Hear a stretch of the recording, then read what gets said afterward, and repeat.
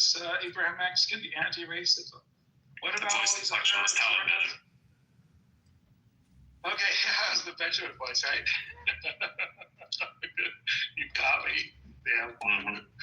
I've run out of popcorn. What do I do? And I think, are you doing okay, Ashley? I don't know. What matters is whether you address Benjamin. Enough money to go to the doctor when you're sick. What matters is whether you can afford to go to the doctor. So what happens? What happens to those disenfranchised people? What happens to the people in rural and poor areas? What happens to the people who don't have the accessibility to healthcare, Benjamin? We've had this conversation. Because otherwise the doctors aren't going to give me the proper care. That my hair is braided back, that like it doesn't look unruly, that I don't look a hot mess, so that at least I'm believed. What racial, ethnic, marginalized group might that be? Who gets ignored when they're having symptoms of a heart attack, more for women than for men, right? I haven't spent time on You don't know. And that's why we had more misinformation and disinformation in the Black and brown marginalized communities. That is why there is no trust in the system. And it's not only from the people who are anti-vaxxers who cause problems, it is also from the fact that we are about to witness another Tuskegee. And if you're not familiar with Tuskegee, it was denying medication. No, it's familiar. Okay, good. So I don't have to go over it again, right? I don't have to go over how we withheld, medication to help heal and cure people who are suffering from disease, specifically because, right? That's when the ERs get overwhelmed the way they did in 2020, when we're playing literal puzzles to move patients around in beds who are dying next to each other because we just don't have the capacity. That's the problem. And that's what that I know of, right?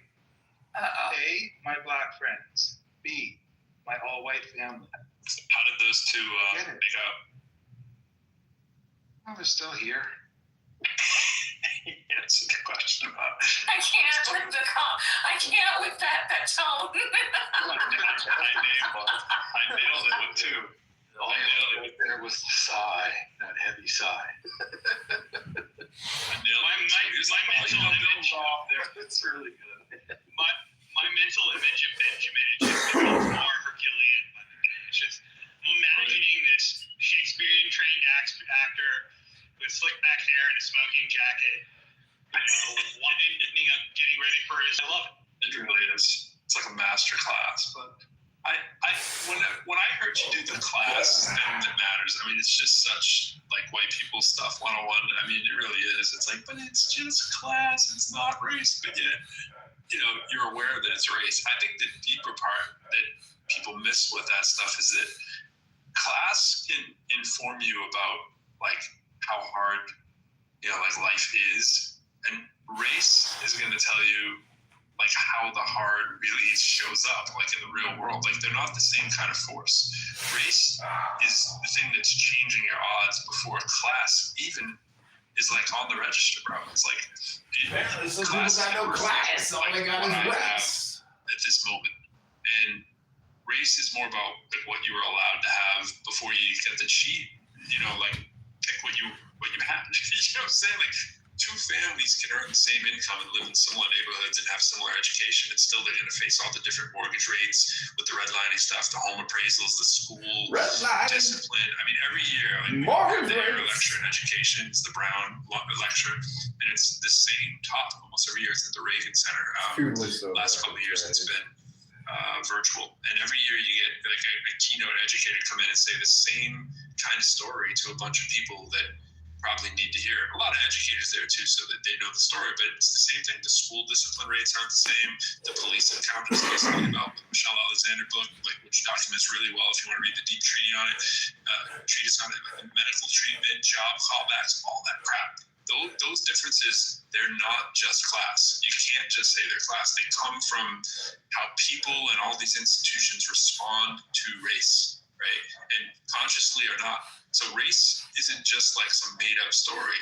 It is, to me, like a probability engine kind of thing. It's going to do the predicting of the risk, even at the same class level. So if class for everything, at the same income level, then why don't we see health outcomes matching up or arrest, rates matching up? And we don't. And that's what Michelle Alexander's book, I'm always talking about, which I think you said you even know or have. Like, why doesn't house instability match up? Why doesn't school discipline match up? Why would you see those things? They don't. So middle-class Black families, they can have less generational wealth than the poor white families. Right? Like, how is that happening? How are you getting higher risk for downward mobility and all these kinds of things, right? Whatever it is you want to look at, whatever metric, surveillance, suspicion, which is, we're seeing it all the time in this administration, maternal health, whatever, any of the stuff Aisha talks about with all the white families that have similar or lower income. So, like class is going to be there telling you how much pressure you're under, but race is like, what happens with that pressure when it's like pointed right at you. You can't escape. So, I don't know. It just seems like it's missing the big mark of the big problem with race when you double the class and race. I got a nice experiment. Let's turn Benjamin black, and I'm talking like Wesley Snipes black, but living Black girl. And American Jeff says the white I man. got makeup artists. We can make this happen. Commentary after a month. But it seems that Kate wants to come up or wanted to come up and didn't receive an invite, so I sent her an invite as per the chat. Fleming, hey Fleming, what's up? You came in the middle of a conversation that's been going on for a bit, Fleming. I'm sorry, I didn't hear you. What did you say? I said you came in the middle of a conversation that's been going on for a little bit. I do suggest you sit and listen for a moment before you Basically, jump in. mine was arm yourself, learn martial arts, get your house and family ready, and get ready for the Armageddon. That's basically what I was Because the pro is still in doom and gloom shape, so. I am. I'm dead serious about it, though. I'm not kidding around. I will have exit plan, fight plan. Now we have all the telltale signs that we're a couple of years out, and I'm just saying, if things don't change, what the hell are you thinking is going to happen when we get near the end of this? Getting mad at each other, how they speak, which is what liberal and progressives always do, while conservatives bond between their race hatred of the other, and they galvanize so cleanly and concisely, and they come up with all their cool little Trumpisms and lock her up and all their catchphrases that work for the hockey players that screw hockey. It's a bunch of teethless heathens. Yeah, but That's everything. gosh, you act like you've never gone ice skating pro or played a hockey game. Like, isn't it funny how the white people can beat the hell out of each other, but if two black people want to have a technical foul, they get fined like $35,000 in the NBA? Like, wonder why that is. Like, wonder why that doesn't apply in hockey. I don't think there's fining in hockey. Where's the guy who knew hockey? No, that's my point. That's my point. The white people can bash each other's head. They're not scared. You're not supposed to be scared of the violent white people with sticks. You're supposed to be scared of the black people on a basketball court that are standing there in their skivvies. Why are you comparing and contrasting two sports that have completely different rules, bro? That is not apples and apples. That is apples and Why oranges. do you think they have the rules that they do is my point. This is kind of the point I'm making to Benjamin about class and race, right? It's like, what do you think the structural integrity of the game is so different between the two, right? It's like, it's because the advertisers don't want to watch that kind of personnel and clientele thinking about, I can't associate my sport with a bunch of black savages beating each other over the head, right? Like, basketball is a high price ticket item that markets a certain image that they want to have, and they want to dress them up in suits and all that stuff. And hockey's like the come as you are heathen, beat each other over the head till you're bloody, and the crowd's going, yeah, like gladiators. And it's kind of, I actually agree with pro. For once, you agree with bro. No, he's absolutely right. you're a good man. You're a good man.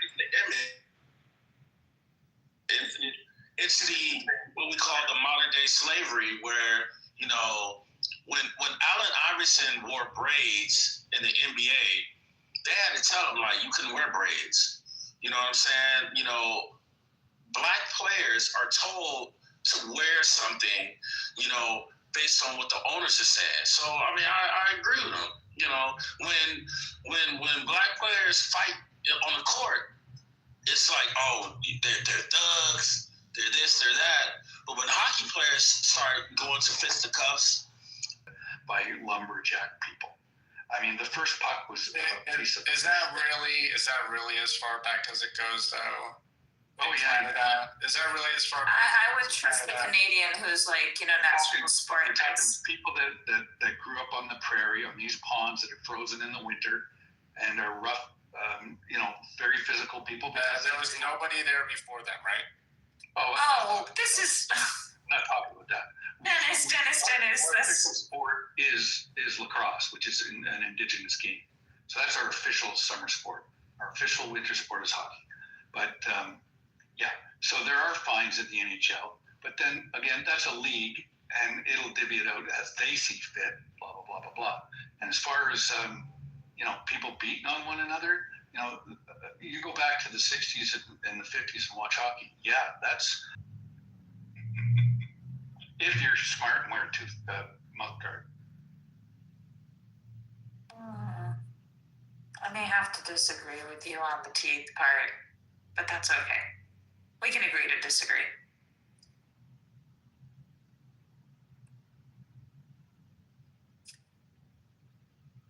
The reason I brought up the indigenous was there's several different. I don't know which one's true. Back in the 1800s, you better be including the indigenous people. They weren't just sitting around doing nothing. Thank you for that, Dennis. Yeah. Well, I want to share it because I don't think a lot of people understand that, and I think it's important. Nope, it was a good call. I thought you were being facetious and for a moment. Yeah, no, I understand how it comes across like that. No worries. Thank you for sharing.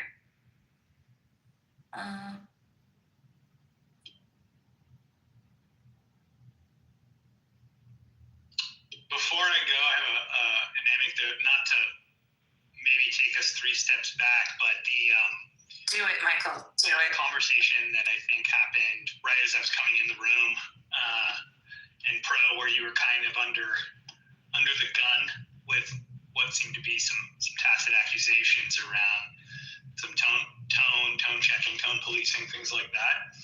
It reminded me of something that happened to me when I was in my prior job. So this is 2021, 2022, and it was the height of sort of corporate training on corporate sensitivity, DEI, things like that. And I'll never forget this moment of my colleagues was. Oh no, Michael, you're great. Oh, there you go. You're back, kind of. I'll break in with the Matrix overtime. Give it like a second. Sounds like you're coming up for water. There you go. Come for water. Okay. All right. Basically, for short, there was a, highly privileged 26-year-old white colleague of mine who I remember literally having an active conversation with a person of color, telling them why we needed to change all the marketing material to Latinx, why you should use Latinx. And it was the most surreal thing I've ever seen. It was very surreal, and it was kind of getting at that deeper thing, I think, you were trying to say, which is there is that which is uncomfortable, but if we center on what makes us uncomfortable, and yet we frame it up as what is the other person. So the sort of artificial righteousness of white knight helping someone else, but really we're centering on ourselves. Right. That's where things really go awry. Because this person actually wanted to fight a battle around a purity test, not actually listen to the other person around how they wanted to be called or what these group wanted to be called. It was fascinating. Yeah. You said that far better than I did.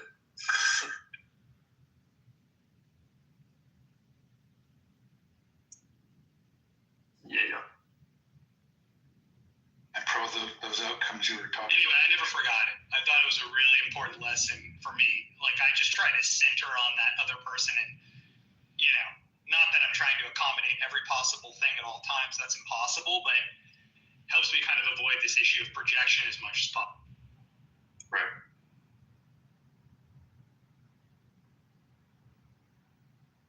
What were you saying, Benjamin? No, it was me, Andrew. Oh, I was sorry. just going to say that, the things you were talking about in terms of the outcomes for the racialized population going to whatever systemic institution, whether it be a medical or educational, mostly land on the Indigenous population in Canada. So you have, populations that are coming in from places in northern Quebec to get to hospital and are there and are ignored. They're just ignored. It's ridiculous how this happens, but it does. It happens all the time. And they're just not taken as seriously as the person beside them. Mhm. Right. And of course, it's the same thing. What happens when they go to court? Well, they get a different outcome than if I went to court. They have a lot. The interaction with the police officer right off the bat is different.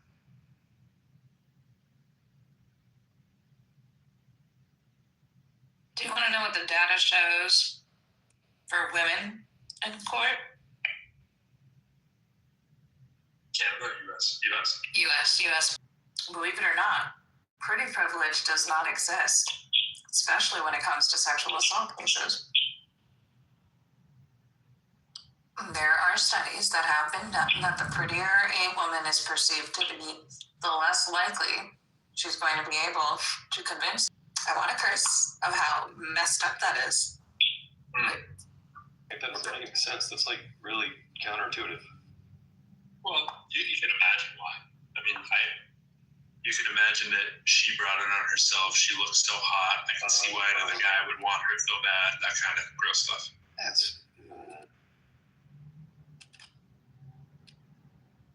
She's just trying to tease those poor men.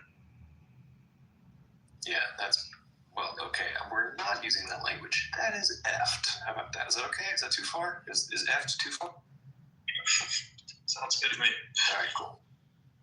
I should say it earlier. It's funny that people are reacting to that. I mean, it's true. I mean, I'll drive home with my son in the car, and it's always weird, especially if it's a room that I have going on. That he'll be like, "Isn't that your thing?" He's like, "Why are people cursing in your room?" I was like, "Well, you have a point. I guess I could tell him not to respect my son." Right?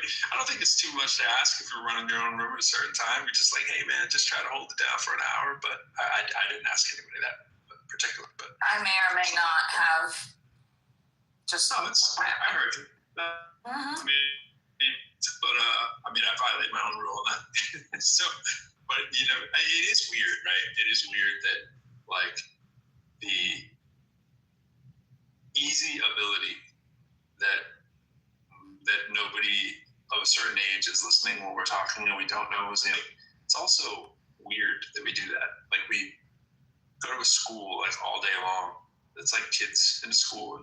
You'll hear the kids cry. You manage to keep it in check in your place of work, and it's like, I can't wait to get to effing clubhouse. You vermin, right? And it's like, but it's like, how responsible is it when you don't know if anybody's driving with anybody on it? But I don't know. People will call it tone policing. It's like, whatever. It's the room that I'm doing. It would be called cool family hours.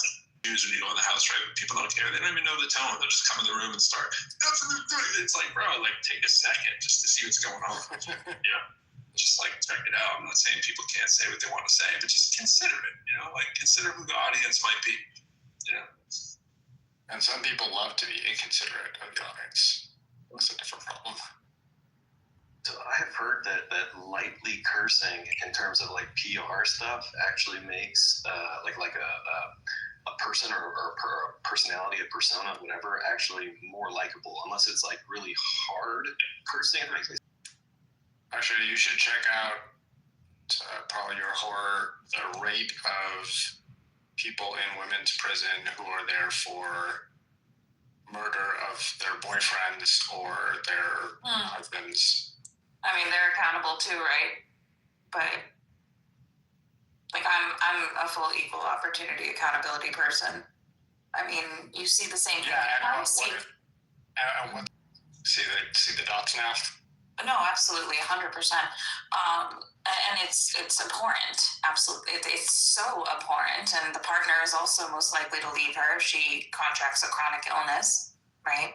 You'll see cancer patients, women who have breast cancer or cancer later in life. The partner leaves them. They can't handle caring. That's definitely a thing. It happens to men too. Lower rate, right? But it also very much lower rate. It's definitely far more significant for females who have their male partners.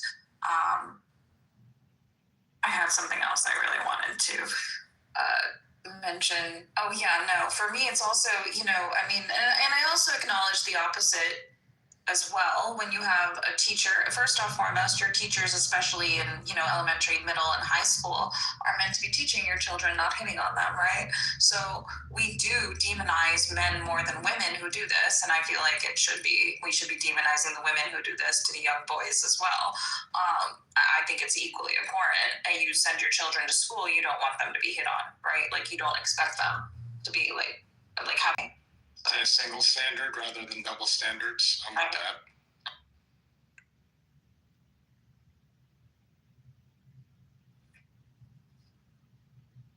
Oh, this is the junior hockey team. I remember reading about this when it happened.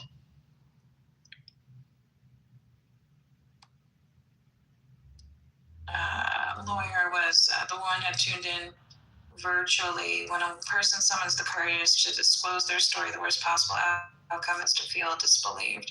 I mean, the majority of women who are victims of sexual assault definitely don't report it. 3/4 of persons don't report it, and it's specifically because of the way that you're torn apart on the stand every time. Lawyers know how to make it so that, as a woman, have you ever lied before? And everybody's lied. So, you just get that out there. You have a character defamation. You attack the character of the woman. You degrade the character of the woman. And then you end up showing that, hey, if she lied about this, she probably lied about that. It's a very difficult place to be. It's a very difficult place to be. Are there women who lie? Yes. We saw that in the Duke lacrosse case. But and that woman actually went on, the woman who accused so this is what these hockey players here in the U.S., the Duke lacrosse case had to do with lacrosse players, right, at Duke University. It incited race. It incited a lot of heat across the country. It became a really, really big story. There were multiple confounding factors that aided in allowing a woman who lied, who obviously lied, who was proven to be lying about what happened because of literal physical, or this place, that place, but everybody jumped on it and made assumptions and jumped to conclusions. The woman who made the allegations in the first place went on to actually murder her next boyfriend. Yeah, there are those cases. They're few and far between, but there are still those cases where these things happen. And I remember just going through that case, and if you watch anything, you can watch the 30 Under 30 about it, because that video goes across every single failing in that case.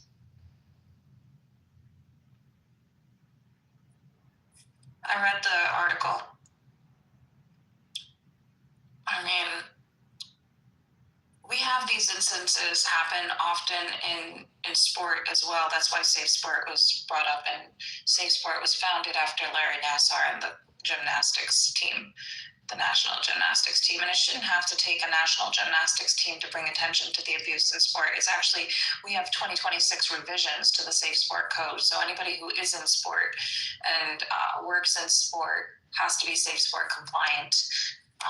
Normally, initially it was created for the youth involved, athletes under 18, but now there's provisions for the adults as soon as you get into college, because there's not enough recourse for student athletes at all, and it's a higher risk space for student athletes and children who are athletes to be in a power differential between the coach and the students, or a trainer, or a physical therapist, or whomever else might be working with the team. And yes, that increases as you get up to the national level. So there's a lot. There's a lot, especially routed in sport.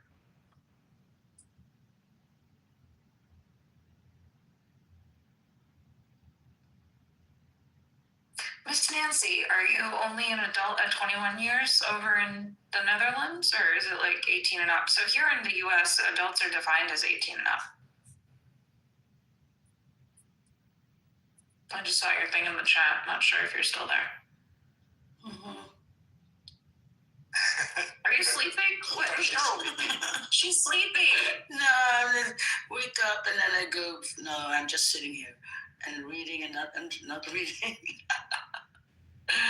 And sometimes I just go, oh, 30? Why 30?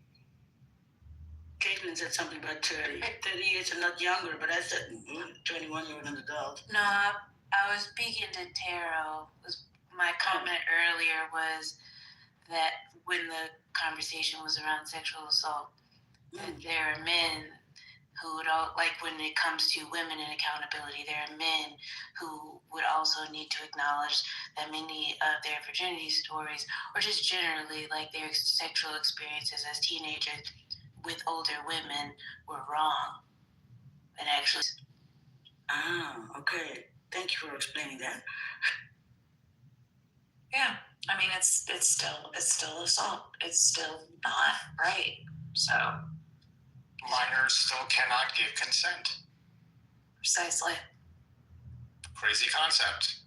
Really hard to understand for some people. Oh my gosh, to them about it, and then they're like, "Oh, but it was a good time. I enjoyed myself. I liked it. There was nothing wrong with it." Well, I think if it ain't broke, certain things. But again, that is the societal standard. That is how society views it, right? For voting and driving purposes, there are like more standardized ages, but the age for marriage in the U.S. varies by state. Oh my gosh. And there's a bunch of states where you might be surprised how low the age is. I'm not surprised. Let me guess. Are they all red? Yeah, I mean, yeah. Wow, so surprised. Oh my god. Right. Some places it's 18, 17, 16. I've seen as low as 14. I don't remember exactly what state that was, but I think it was more than one. Which is like, well, if we can't make the Epstein files go away, I guess we'll have to make it like legal. Which is a really fucking dark thought. I mean, I think reality. Someone came up earlier and said, started bringing up the other, like there's just so much to be angry about. Yeah, the line between being well informed and out of your mind. Yeah, and I do encourage people to definitely do something, and I should be taking my own advice, but I've been curled up in bed for half the day, so.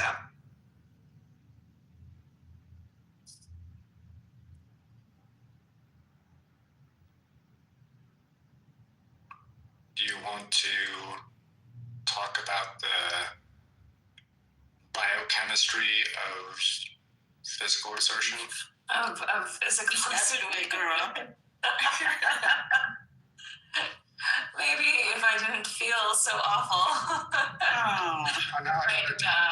The injuries, yeah, 100%. But that's all right. That's life, right? So you can only That's be a big fan on taking medication that is unnecessary. So we're going to talk, you want to talk about biochem? One of the responses in the body is specific to pain. You don't want to be masking your pain all the time, and especially as athletes and as competitive athletes. And you tend to mask pain, like, you pop ibuprofen like candy. Pushing it past the limit might cause permanent problems. I teach people, and I learned myself how to make sure that I could hear my breathing. I knew where my footsteps were. I could feel.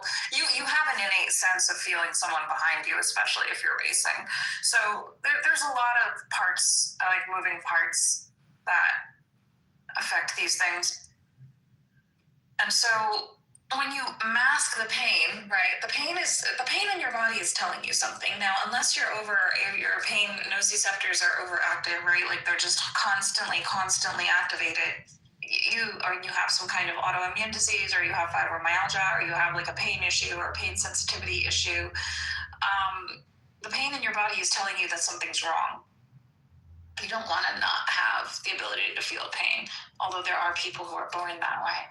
You want very much to be able to know where the pain in your body is, so you know when to stop, right? A lot of people will push through some injuries. Like I remember I had a tight I T-band at one point, and my hip flexors, I could feel my hip getting tighter and tighter and tighter. And what you want to do at that point is you want to stop.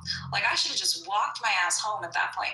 And then I had to miss cross-country nationals. I had to be 3 months in PT at that point, because I was overdoing it on the right side of my body with it's not an injury per se, but it is like, an imbalance.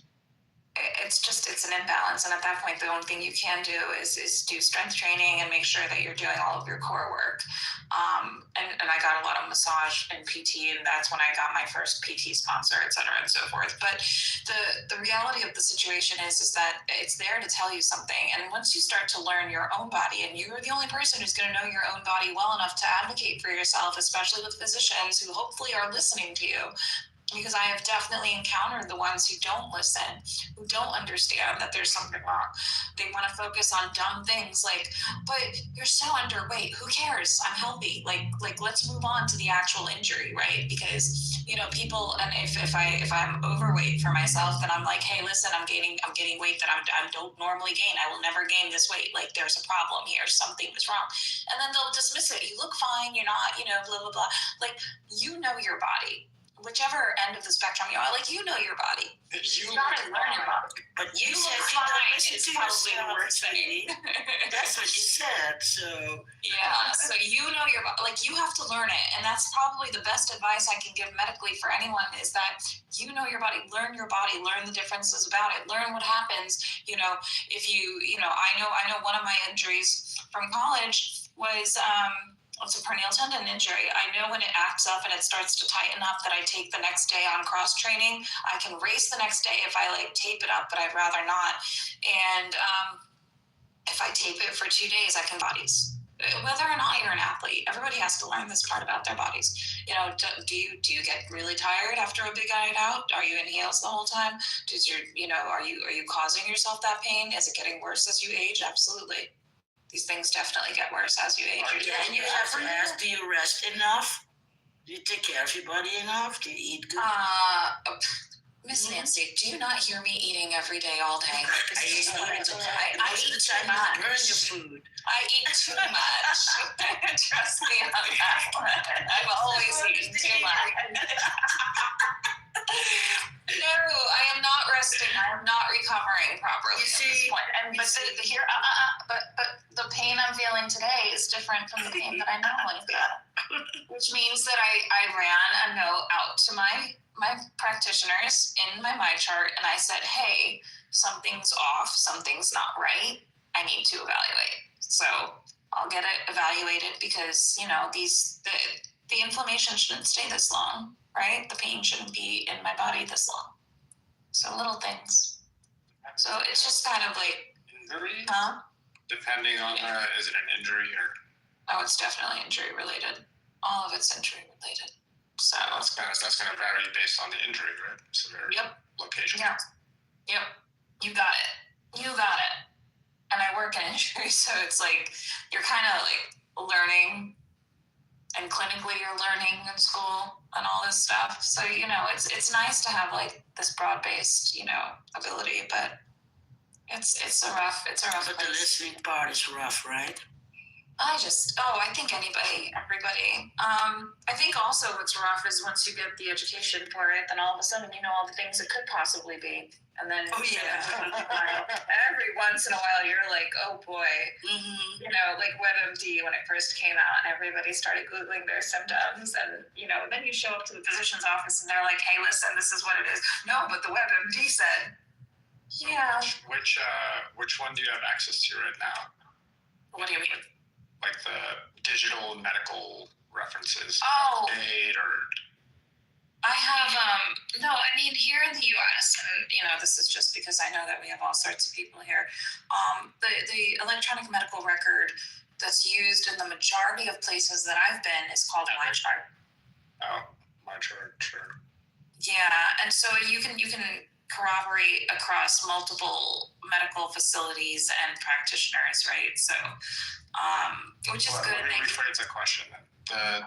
So there's a physician's desk reference, right? That was the original. Oh, the PDR. Original Dr. Google, right? Right.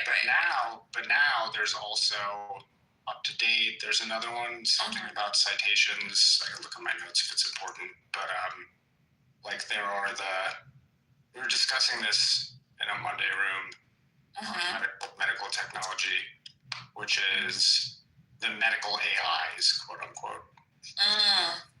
Like, do you have access to any of them? Yeah, so much. I'm just, as a scientist, I'm not a fan of AI. Well, yeah, I mean, here I am dressed up as Microsoft, so I'm no fan either. Oh, wow. He said Microsoft. He said I Microsoft. wanted to tell you earlier, that's a fantastic PDR, dude. It's cinnamon. Taro, I just took naproxen myself, and I'm, like I said, I'm not a fan. I don't take much of it. I take it when I absolutely have to and need to. I'm not the person who just pops the ibuprofen like candy. Can't do that. Isn't allergic to NSAIDs. There's also a topical cream if you're hurting in just a specific area that's normally recommended Voltaren, which in the US is now over the counter, believe it or not. You can get it in prescription and you can get it over the counter. Originally, it was prescription only a few years ago. It was probably one of the best. What did you say, Voltron? I know, right? It sounds like Voltron. No, I'll put it in the chat. It's called Voltaren. Hold on.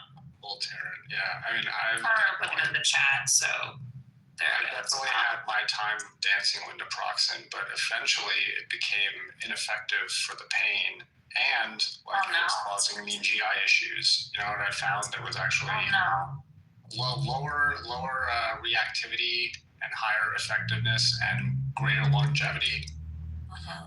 Cannabis.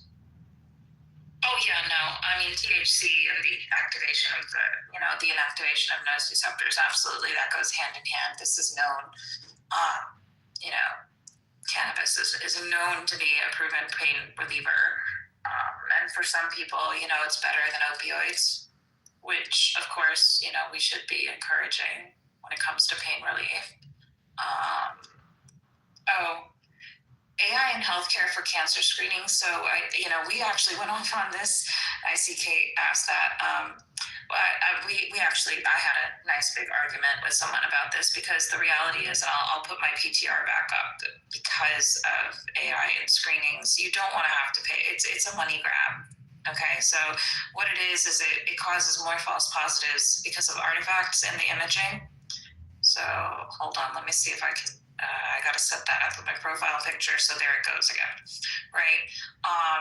And one of the arguments was, oh, it's so great. You can get a full scale MRI. You can get all this imaging done. And the problem with healthy people and majority healthy people getting full scale MRIs and things is that you have artifacts. You have random things that will show up that are non-causative for anything. And then you end up having more invasive testing for something that never existed in the first place. Well, what's the error rate for humans and then AI, if you know?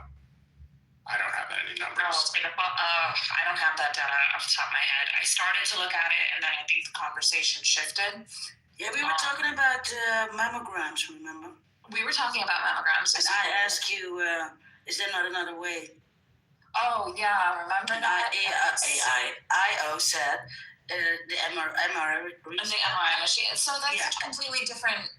It's just it's a different method. Like, the reason that mammograms are done the way they are is that you have to assess not only the density of the breast tissue, but you have to be able to image what you can, and then go subsequently with an ultrasound, possibly. An MRI is also possible as well. But again, it's all based on your practitioner. It's all based on your physician. It's all based on your whomever you're going to. Your again, insurance also. And the insurance, of course, is always a problem, right? Like, how many patients come in? Does my insurance cover this? Just the other day, insurance was charging, I want to say, $150 for, something the patient needed. And the reality was, on Amazon, you could purchase the exact same thing for $30. So this here in the U.S. is absolutely a part of the problem. If insurance isn't covering it, people are hesitating to get the care that they need. And I mean, I've dealt with this within my own family for decades. If insurance doesn't cover it, I'm not getting it. Hi, you need this medication. Like, I don't know what to tell you. And that's when you see people who are portioning out their insulin because it's such an. And I could get So what do you think Gavin Newsom is going to produce insulin in the state of California? I guess probably at first only for people within the borders, and then maybe export. I don't know about their long-term plan, but the price is supposed to be $11 per unit. I mean, God bless. Like, I hope it goes through. Yeah, Right? Like, nobody should have to go without their insulin and risk their lives for it, right? But yeah, like, yeah, no. I mean, AI, but asking AI and medical or privacy or agency for informed, like, so you do have the informed consent, right? Because it's in your paperwork, right? Like, there is informed consent. You have to go If you through. can understand it. Yes, if you can understand it, you have to go through the HIPAA privacy notices every time you go to a physician's office or to an imaging center. The first thing they're going to give you is a notice of privacy practices and your HIPAA, right? When all that gets leaked, then that's always a problem. I mean, there are outages all the time. Hospitals have not been getting hit as badly as universities since this calendar year. But there's still lots of time. Yeah, 23andMe is kind of painful. It's interesting though, right? Like, so one of my talk about that. I feel like that's a Dr. Copeland acknowledgement. But also, I mean, one of my friends who's a neuroscientist with me at the university, he's a postdoc, and he literally messaged me today with like his genome, because he had his genome sequenced, and I was like, wait, which company?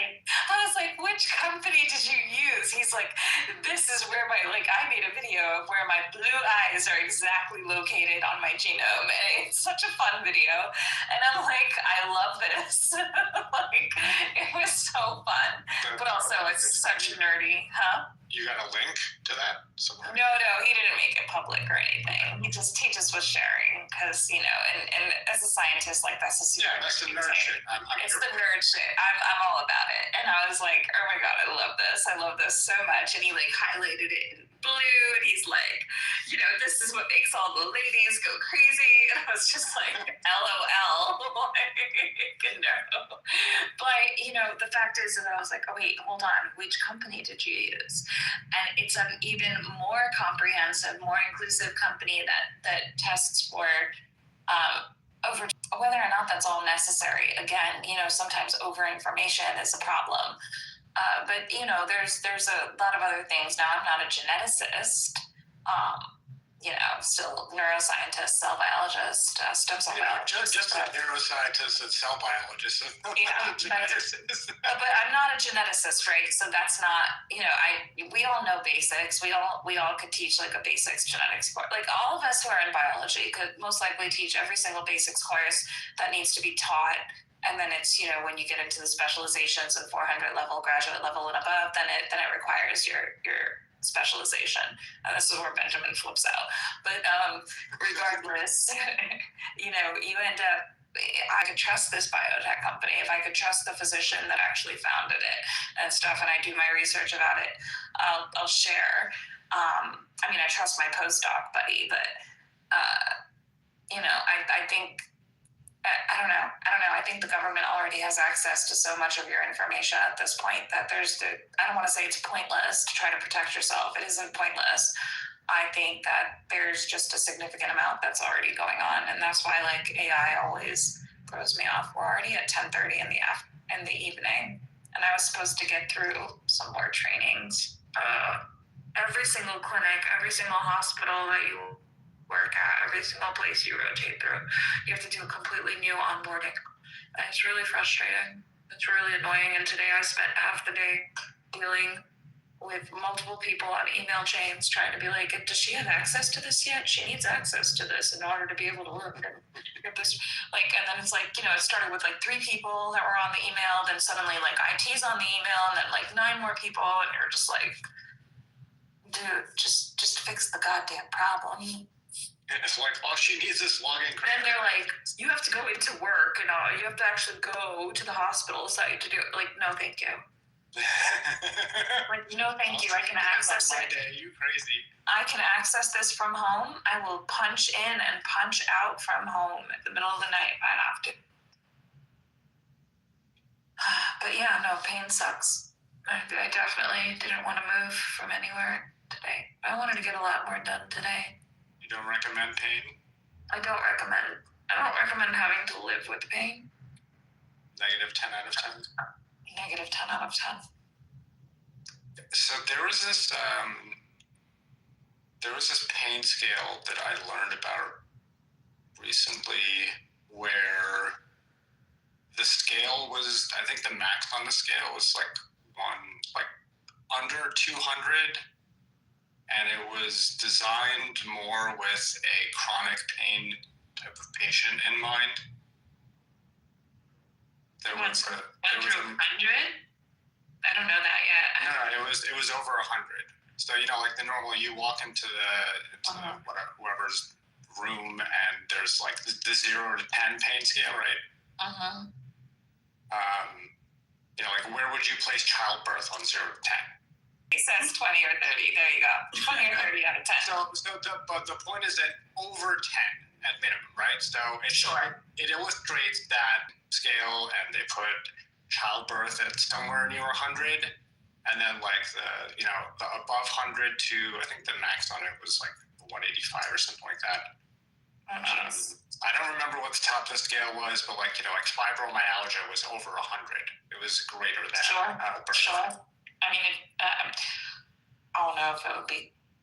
I don't know. I can't personally make that a thing. Some say it's nothing, and some say it's really painful. Of course. That depends too. Yeah, every body is different, right? So. But for sure, I believe that it's over 100. Oh yeah. I would, when I learn that, I'll talk about it for sure. I don't mind acknowledging that I don't know what I don't know. It's fine. But pain management is a difficult position to be in too. I've had accidents and then had to go to like pain management, persons, post surgery, post whatever. It's definitely been PRP. Platelet-rich plasma injections. Those are 50-50 according to who you speak to. I'm so mad. Like I definitely wanted to get this work done, and I just held up. I thought PRP was like superficial only. I didn't think it went. It joints. Is it injectable? It's injectable. So what you do is you separate. You have a blood draw, and then you separate into the platelet-rich plasma, which is a clear yellowish kind of fluid. Sure, I've heard about it for like facial rejuvenation and hair shit. I just didn't know it was injectable. Oh yeah, no, it's injectable. I don't believe it's used topically, but I could be wrong. Someone can check me on that if they want.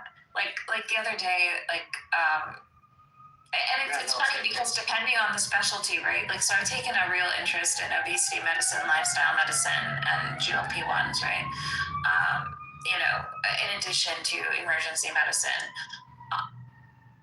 It's fascinating once you start like going through different clinics and stuff. Like, who knows what surgeons know what. So like one of the things about a GLP-1 like Ozempic or Zepbound or Wegovy or any of these things that people are on, and first and foremost, I think they're miracle drugs. I believe everybody should have access to them.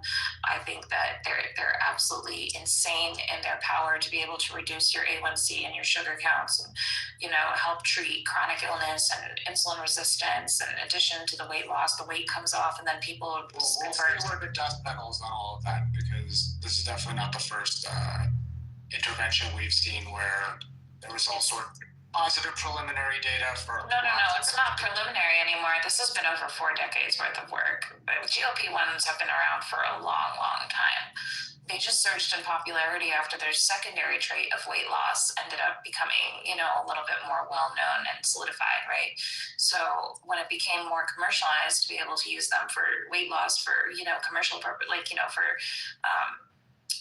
what's the word I'm looking for? Superficial purposes and things like that. Medicine. Yeah, I mean, it is really a part of lifestyle medicine. Now, take a patient who's 400 pounds, 300 pounds, has never been able to get rid of the weight in their life, has food completely different. Everything is hormonally regulated, and there's a kink in the hormone regulation, right? There's something. Calling it addiction, would that be unfair characterization? Calling what an addiction? Like food, because it activates an inability to restrict your eating.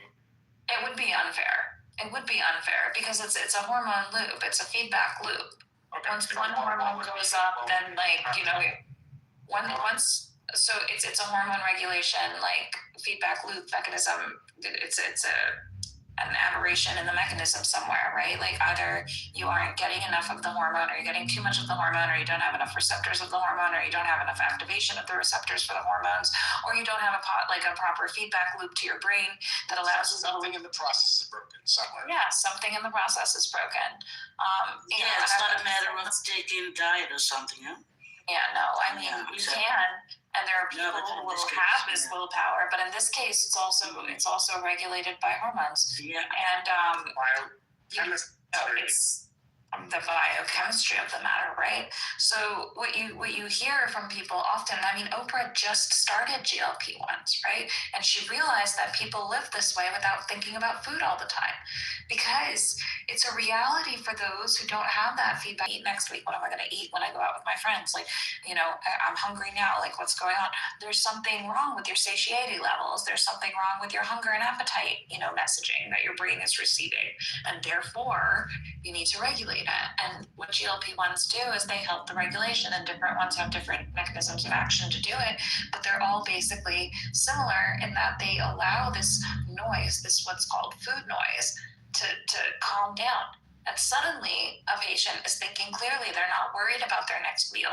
They're not worried about having to eat because they're satiated. And once you combine, it work for everybody. So when you acknowledge that there's a possibility that there's a hormone regulation feedback loop, misinformation situation, then you end up having the ability to lose the weight, because it will come off much easier, because it is basically, and there are a lot of more factors to this, but a caloric, reduction in intake, that's going to do wonders immediately. It will do wonders. And so, now these patients are going from 400 pounds, 300 pounds, and they're beginning to be able to move their joints without the pain that they always felt with the extreme pressure that was placed on their limbs and their joints. And suddenly they're able to start walking, and they're enjoying themselves. And suddenly they're able to take part in exercise programs that they were never able to do before, because it was just too painful to do so. Yeah, and a lot of things change in their mind too. It's a mindset. Yeah, and then you believe you can do it. Mm-hmm. Then you start to believe you can do it, and maybe it's slow going, but suddenly, oh my gosh, something that I was never able to do, something that I was never able to access, I can suddenly walk. I can walk for more than a mile at a time. I can go up and down on a step, or I can do, these jumps now that my body was never able to handle the pressure of. I'm able to go and walk up a hill and not feel winded afterwards, right? All of these other concurrent issues, the hypertension, the hyperlipidemia, the diabetes, and the majority of people who have diabetes have type 2 diabetes, which is adult onset, right? Which is partially impacted by insulin resistance, right? These things start to heal. And once they start to heal, patients feel better. And once they feel better, they increase their quality of life. It's not a cheat. But Asha, there is therapy, I guess, for it to guide these people who have it becomes a mental issue, because they cannot think of things. I mean, I think definitely, behavioral therapy should be, Yeah, I think also in place, because suddenly, and then of course there's the society's role that ends up being like, wow, you look great, and these are people who have struggled with what their external image potentially has been their entire lives. It's hard if you don't place your value and your basis internally, rather than externally. Yeah. Good guidance is also important in this whole road where they're going through. Of course. And I think, again, like I said, I think it should be available to everyone. I think that it was so cost prohibitive at first, right? It was $2,000 a syringe, and that syringe lasted you. If they stop, the weight will come back. unless you've truly And there's no committed to term lifestyle for changes. Did they get that guidance through this whole process? Did they go You would hope so. You would hope so. I mean, it's hard enough to have a physician who's well versed. So one of the things that I know, like I saw, and this is one of the problems, and this is one of the things that if you go to the ER in the United States, and I've personally lived through this, and I've also, witnessed it, and I do my part when, wherever I'm working or placed, I always do my part to make sure that a patient's note and their charting is accurate as I can make it. And one of the things is, a patient came in and somehow it was attributed that they had a GLP-1. But it was also a patient who came in who actually needed emergency surgery. I don't want to say emergency, urgent surgery, right? Like it could wait a little bit, but they definitely needed surgery and it needed to be done sooner or later. And one of the complications of being on something like Ozempic or tirzepatide or Zepbound or Wegovy or any of the GLP-1 agonists is the fact that you cannot be on it prior to surgery. It will complicate the surgical procedure. It interacts with, I want to say that it interacts with the anesthesia, but I can't remember off the top of my head. I'm certain I can look it up. But you have to be off. You have to be off your meds for like a good week so that it gets out of your system. And magnetide is the funniest word. You can aspirate. Ash, you can aspirate. Well, I mean, I think you can aspirate in any surgery. So Yeah. I'm not sure if that's specific to GLP-1s though. Like, is there like an My increased sister, rate? yeah, that's what I know that's what they had said, that if they have to incubate, yeah. Listen, I'm not a medical professional. I just know what they told me. I know. I just found it so funny that we were talking about something that you do for like eggs for chickens to hatch. So wait, it's not incubate, what's it called? It's with a T. It's with a T. She does this to me all the time. I get my words mixed up. No, it's fine. I'm teasing. It's with a C as in Tom. So incubate is with a C, and intubate with a tube is with a T. Oh, like a tube. My mom. Yeah, it's the tube. It's the tube that they have to stick down the airway. Yes, you're right. Yeah. Intubate. The cause of many poor takes during the pandemic. And incubate, you still stick things in other things, but it's not a tube down an airway. It's not a tube down an airway or a little chicken's throat. A little chickadee.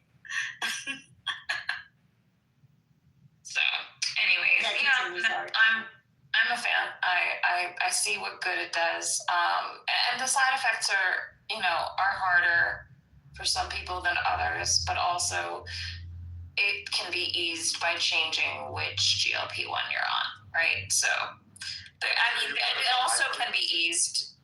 It's also the microdosing. It's also the fact that people do not take in enough fiber. They don't take in enough multivitamins. If you add fiber to your diet and you're unable, so one of the reasons that it works so well is that your digestion is slowed, which makes you feel fuller for longer, which allows you to not eat as much and remain in a calorie deficit, right? Would that also not cause potentially like a higher constipation? Yes. And that's why you would want to take fiber first and foremost for anybody with constipation. Increase your hydration and increase your fiber intake, right? It'll help ease along what's going on in your digestive tract. So the GI tract will push it along. So the peristalsis, the movement that the intestines have in pushing your waste out, is slowed so that you feel fuller longer. But it also can contribute to constipation. It can also contribute to hemorrhoids. There's a lot of GI issues that occur. I mean, that's exactly where the mechanism of action is taking place for a majority of what's happening. The part that fucks with me is that, and tell me if this is true, when you leave, when you're not taking it anymore, those suppressant effects. Therapy is so important, right? Like changing your mindset about food is so important. Learning what foods are better for you is so important. And I mean, even like physician, it's funny because one of the best obesity doctors that I know, he always says, I still have patients who are physicians. We all know better. We all know exactly why the things we're doing are or are not working. But sometimes you just need an external hand to help you, move forward in the proper direction, right? Like, that's just how it works. Keep it under control. Yeah, your doctor regularly, so you won't fall back. It's just we're gonna see. We'll see more data come in. I think it's I think that a great way to better the health of all. I mean, we already have a 40 to 50% obesity rate here in America. It's absolutely ridiculous. It should never be this high. And I mean, that's just contributory factually to a bunch of problems, and more comorbidities. MAHA is not a health advocacy group at all. And don't let me get on the soapbox now. Okay. Don't get started. No, I'm just speaking about one thing that I truly appreciate, and I think is underappreciated because of the stigma that society has placed upon it. Oh, you need a drug to help you? Oh my God, you failed. No, nobody is a fucking failure. Sorry, I cursed. I know. Better for me, and then I can keep my professional head on better. But also, I mean, it's just so problematic at that point. It causes harm. So,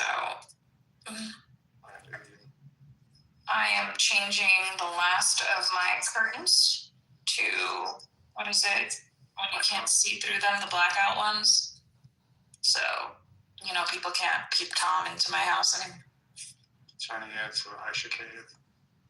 A little bit. I mean, I like natural light a lot, and I get a bit of it in here, but I don't get enough of it. I feel like there's never enough natural light. Why did you choose blackout curtains over mirror tints? Not my place. I rent. Also, I just needed the easiest way of doing this. So, a bunch of men came over, did some manual labor. You did some men things. Some manual labor.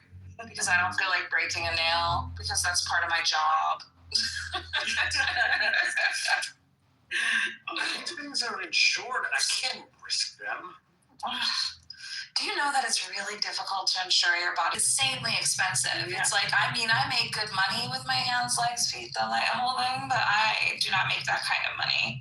Or it's like thousands of right? We do not. Actors have the union. We have the SAG-AFTRA union. We do have the Model Alliance, which is actually super helpful. So I've known the founder of Model Alliance for a long time. It's an advocacy group for signed agency models, and it started in New York, and now obviously any model signed around the world could technically join. But if you're signed to an agency in New York, and which I'm told is probably the hardest set of agencies to sign to. Especially if you're trying to come from abroad. They had so many, I was kind of shocked at how much the European ladies would have to do in order to get signed to my agency. I'd be like, wait, what do you mean you need all these tear sheets and stuff? Really? Oh, that's awful. It's awful because they're hard to get, right? Yeah, I can tell within an instant that that's not a real hand and that's a garbage image, and it's no hand model in their right mind would ever be seen. And no hand model that actually knows what they're doing would ever pose like that. Blah blah blah. It's very. You know what really gives it away though? The 6th digit. Of course, every time. But I mean, everything's gonna refine more, and it's kind of frustrating because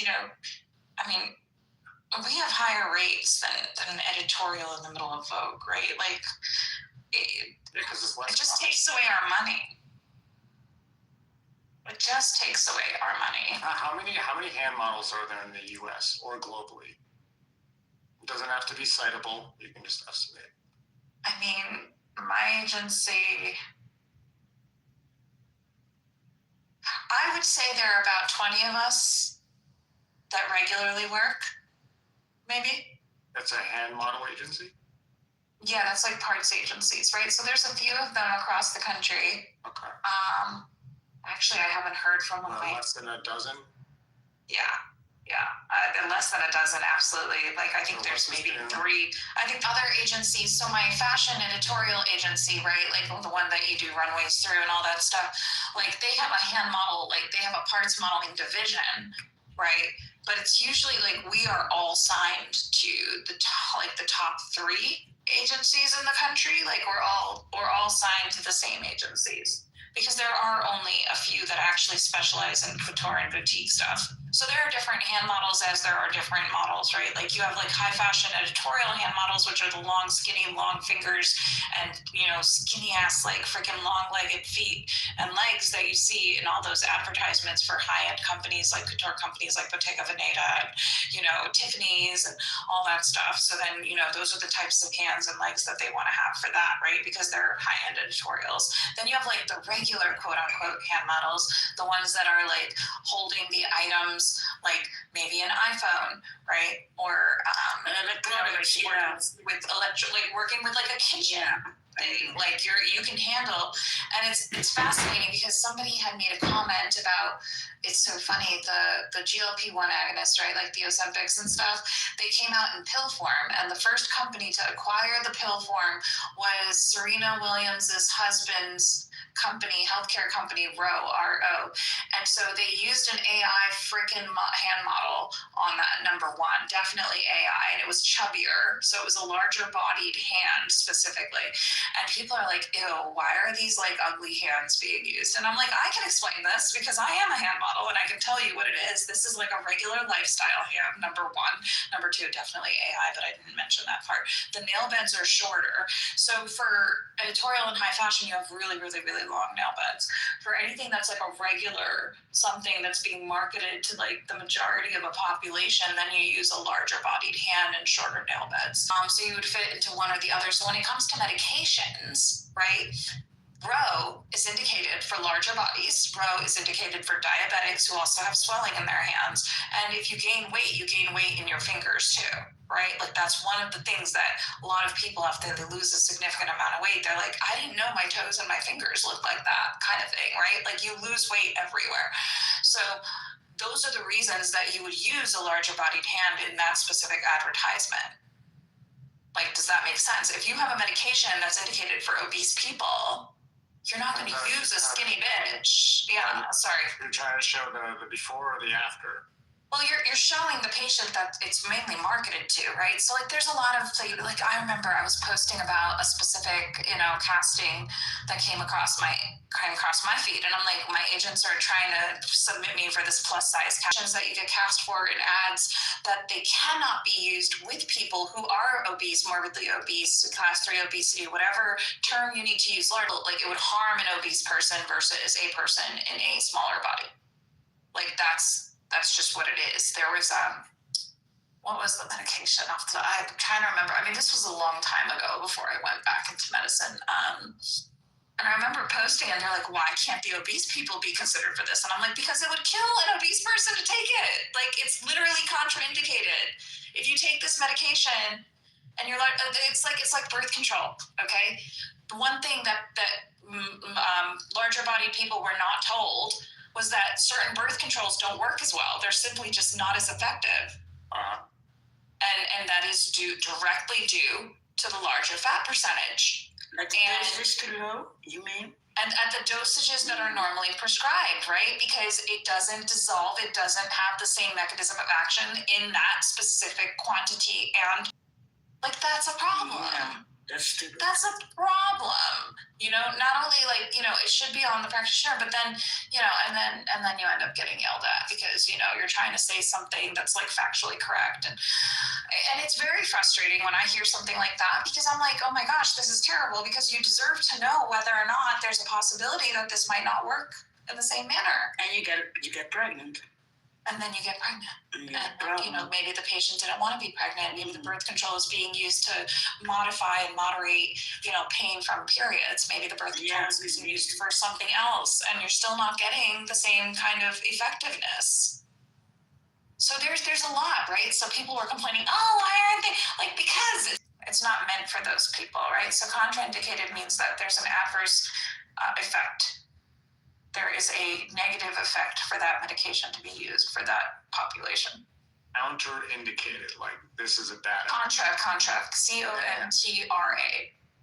Against. Contra means against. Indicated means, attributed to, indicated for. You can't take at the same time, right? So if you're on certain cardiac medication, you can't take Viagra. It's contraindicated. Does that help? Is CPR indicated for cardiac arrest? It is indicated. There you go. Is CPR indicated for pregnancy? Is drinking, not even drinking, but it's meant for pharmacology, right? Like it's meant for medications more so than it is for for the specific population or the specific affliction. Why can't I find the other blackout curtain? I just took another Naprosyn, so I think I'll go to bed. She's gonna go to bed. Yeah, I think I'll go to bed soon, but I'm okay. I'm still running around because I know I opened an entire box of the curtains, and I kind of want to put this other one on, and I took this guy off. How long does it take you once you get into bed to actually fall asleep? Oh, You sound so awake right now. I'm totally awake right now because I'm walking around. No, I'll pass out. I'm debating, do I do my modules first and then pass out, and then I have to get up and get ready. My shift is at 7 tomorrow, I think. I forget. You do your modules and pass out. I think that's a good idea. I think I'll do that. You guys can come along for the ride if you want. No, I can't be I can't be blaring out confidential hospital shit. That'd be so funny. Who wants to take my hypnomodules with me? Well, Every single one, you redo the same crap that you already know. It's so annoying. I know they make you sign an NDA, but I imagine you can actually find those modules online. I would be. If you do, then you're going to find half of, I don't want to say half, but you'll find all the medical things that I've been modeling for. That'd be really funny. It's only supposed to be for internal use. So they have images of me slamming insulin or epinephrine into my leg. There's videos of me doing that. Yeah. They'll give you this fake injector pen, and they're here, can you come in? They'll have the manicurist on set, and you'll get your nails done and the whole thing, and then your legs have to be all ready for it, and you're sitting there, and then they'll have a fake leg for you. So A fake leg, right? A fake leg, because then they have a different viewpoint. This was so funny. I remember my first medical shoot, and then they'll have a different viewpoint, and you'll slam the injector into that leg. And part of booking that kind of work also is your skin tone, right? So my skin tone is pretty fair in general, and they're using it for, so where is this ad gonna run? I did an ad for Turkey one time, and I remember being oh, this is funny. Oh, this is funny. Okay. There's so many reasons why they choose who they choose, but they've also darkened the crap out of me to the point that I'm nearly chocolate. And black woman? You should have seen those makeup artists. Actually, it was a black woman who was the makeup artist, and she's sitting there slamming on tons of makeup so that my skin is so dark, and I'm oh my god. And then green eyes popping out. Wow. Well, and then it's funny because there's I'm. If you saw the palms of my hands and the rest of me, it's I remember putting everything next to my face and being my God, what did I do with them? You have a salad, put it there. You put it in the fridge by accident because you're talking to us. Probably, right? Absent-minded. Yeah. God forbid. How was the rest of your day, Miss Nancy? You were kind of quiet most of the day, but we weren't. Yeah, it was weird. Benjamin. I had things to do outdoors, so I was listening with my headphones on. Oh, nice. Were you gardening today? Oh, no, bad weather. Unfortunately not. Oh, what's in your garden? Nothing. Nothing. Frozen. I don't know. I have a feeling I know what's in her garden. I flower everything. No. And in the spring, and then all those colored flowers come out, and it's so nice to sit in it. AJ, how are you feeling today? I'm good. I'm laying in bed, listening, getting ready for snoozy time. Snoozy time. Snoozy time. Yeah. I should go too. It's 5 o'clock here. 5 o'clock in the morning? Yeah, but I shift my days. I get up at 2 or 3. That's the same time as you get up. And it's like 7 or 9 in the morning between. So, and that's then 2 o'clock for me. Yeah, because it's winter time. It's dark anyways. I can do nothing outside. So yeah, it doesn't matter that I stay in bed in the morning while everybody's already doing their stuff, but they are already, the whole world's already to bed. I mean, the whole world around me is, and they get up in a few hours and then I go to sleep. So wait, so you're opposite, so you sleep at like in like morning times? Is that Yeah, and then I take my 8 hours sleep, 7-8 hours, and that's like 2 o'clock. So 1 o'clock, 2 o'clock in the afternoon. Then I get up, and then if I get my hours of sleep, I don't mind.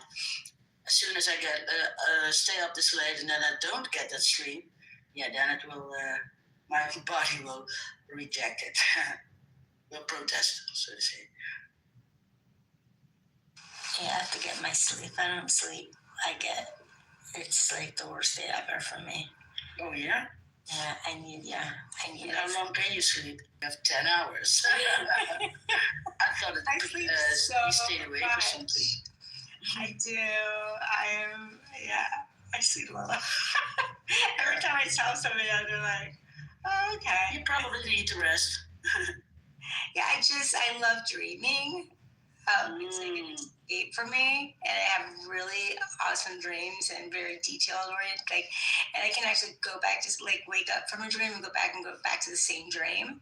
Oh wow. So yeah, so for me, it's like a whole other world when I'm sleeping, and it's just so cool. You're like lucid dreaming then. Yeah, exactly. It's so vivid. I do that sometimes. I'll wake up and then I'll go back to bed, and then I'll be in the same dream. Yeah, as long as it's not longer than 10 minutes. It's in my dreams. It's only in my dreams. And I feel like it's like Inception almost. It's so cool. And I go back to dreams, or I didn't finish something I was supposed to do, or have to pack and I don't have the right stuff, and those kind of dreams. Yeah. That's like when I'm stressed. I'll get those. I'm not a fan about those type of dreams. But other than that, have you tried lucid dreaming?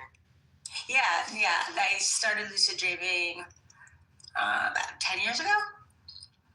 Yeah, I did that. I can't induce it. I don't know. It's happened to me like 2 or 3 times. It's crazy though. You control your dreams. What? Yeah. What technique did you use? Did you use your hand technique? I didn't use any technique. I just went to bed and like weird shit happened. So one of the techniques, and the one that worked for me, there's probably others, but so you look at your hand before you go to bed, and you say, when I see my hand, I know I'm dreaming. So when you start to dream, like drift off and stuff. I don't wake up from those dreams, so that's the problem. Well, it's more like in control. It's more like I'm aware that I'm dreaming. Like, have you ever had a dream in a dream? Yep. So it's similar to, it's similar to like a dream in a dream. However, because you're kind of aware you're dreaming in the first dream, but you're not sure you're dreaming. So it's very similar to that. So I kind of, in my mind, am slightly aware, but I'm still in REM sleep, that this is a dream. And then from that, I can basically go do what I want to do. And be like, all right, well, let's start flying. That'd be cool. I'm just like, I cannot hold anything. I drop everything. And they hand me something over. I feel it, and it feels so heavy, and it trips over. It doesn't matter what it is. I cannot hold it, anything. It's so strange. And the feeling is so strange because I know that I'm dreaming, so I know that somebody gave me something that's like very real. So I take it over, and as soon as I have it in my hand, I feel the heaviness, and I try to hold on, and I just can't, and it just falls, and I try it again, but it doesn't work. And that's what I have in my dreams when I pick something up, or mostly if somebody gives me something. Can you hold this? Of course, but I can't. Of course, it's like dropping it right away. That's Well, weird. that's super specific and interesting. No, it's very interesting because that well, you know that when we dream, we heard a state of paralysis, and Yeah. I may be wrong about that, but what I'm understanding is that our bodies kind of, go into this paralysis state, and and I wonder if that has something to do with the fact that you're unable to, not move, but your body doesn't have that function that it needs to. But normally in your dreams you can do anything. I cannot run. When I run, my legs were like I'm in sand, running in sand. It won't move, But I move it, but so heavily. So those are the two things I cannot. It's like running and holding something. That's cool. That's like, And you don't have that? No, I don't know. I don't have. I think everybody has their own thing. Mine are more like I'll be at. Well, actually, mine are in a hotel or something, and the walls are falling into the ocean. Yeah. That's like a recurring dream. Yeah, I'm just. I can't there's nothing I can do about it because it's just I'm in this hotel room and it's just it's collapsing on itself and it's on a pier and it's just I'm just bracing myself that I'm going down with the ship. That's Yes. You cannot stop it or something. right. I can't stop it. But you have that whole feeling goes with you. Right, it does. That's why I need the 10 hours, because if I wake up from a dream like that, I need to go back to sleep and reset myself on a better dream, because I don't want to wake up with that dream.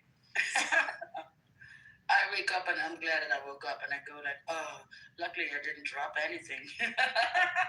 That's our working. I definitely get to a point in dreaming where whether or not I'll force myself out of the dream when it gets really bad. Yeah. You have to. There's not but I don't know. It's been a couple of days. I don't remember my dreams recently at all.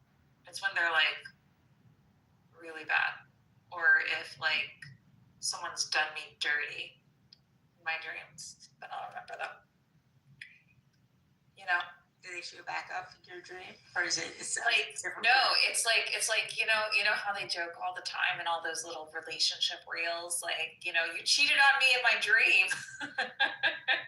And then you get mad at your boyfriend because he cheated on you. You get mad at the man. But I didn't do it. Yes, you did.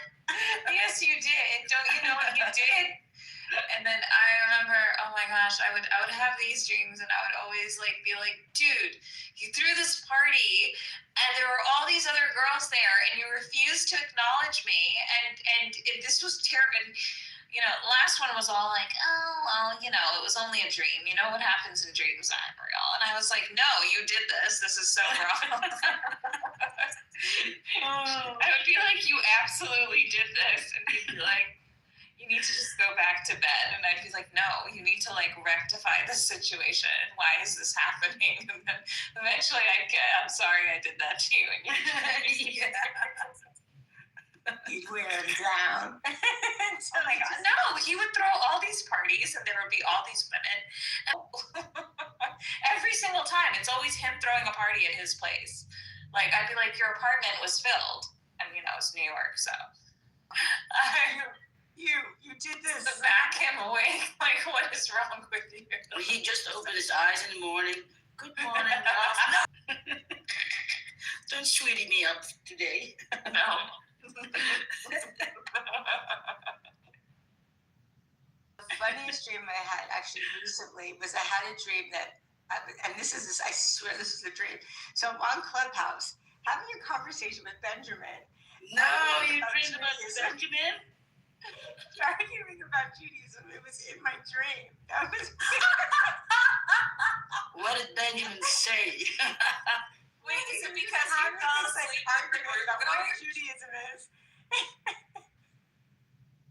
And it was like it seeped into my, because we actually did have that conversation, and it seeped into my dream, the same scenario, and I'm like, I can't get rid of it. Could you change it? Yeah, it was a short one because the conversation didn't go long. But then, when I woke up from it, I was just like, oh, did I have a dream about that?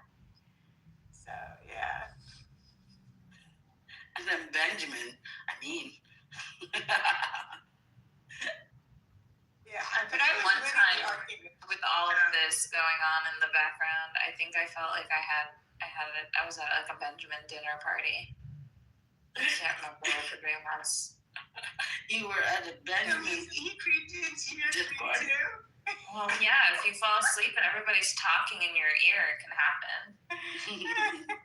So it's right into the dream. Wait, I think it was at that dinner party too. Wait a minute. Yeah, I know, right? AJ. I was at a poker game. I had to play poker in Outback. Did you win? I won a couple of. A couple of what? I won a couple $100. Yeah. Oh, in that short Maybe I need time. to take up some poker playing instead of hanging out on Clubhouse. It's good. It's like the local dudes. So I know, like we play for a few hours. It's like nothing And you serious. That's right. Yeah, Oh, I love it. tripled up for the night. I'm pretty happy.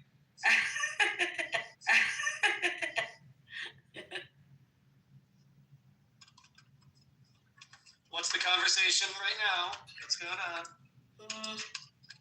Oh, AJ was dreaming about Benjamin, and Asha was at the dinner. At the dinner. I was at the dinner. At the dinner. We were sharing our dreams from. Yeah, we'll get dreamed about it. It will But happen. yeah, I could try. I could put in a good college try tonight. I've never been more Good old appreciative of just remembering my dreams. What if I dream about Benjamin, but I never remember? So that's like great. And you dream it every day. You don't know. That's right. As soon as you wake up, you gotta write it down. It's fresh in your mind. That's right. Yeah, there you go. You don't want to write that down.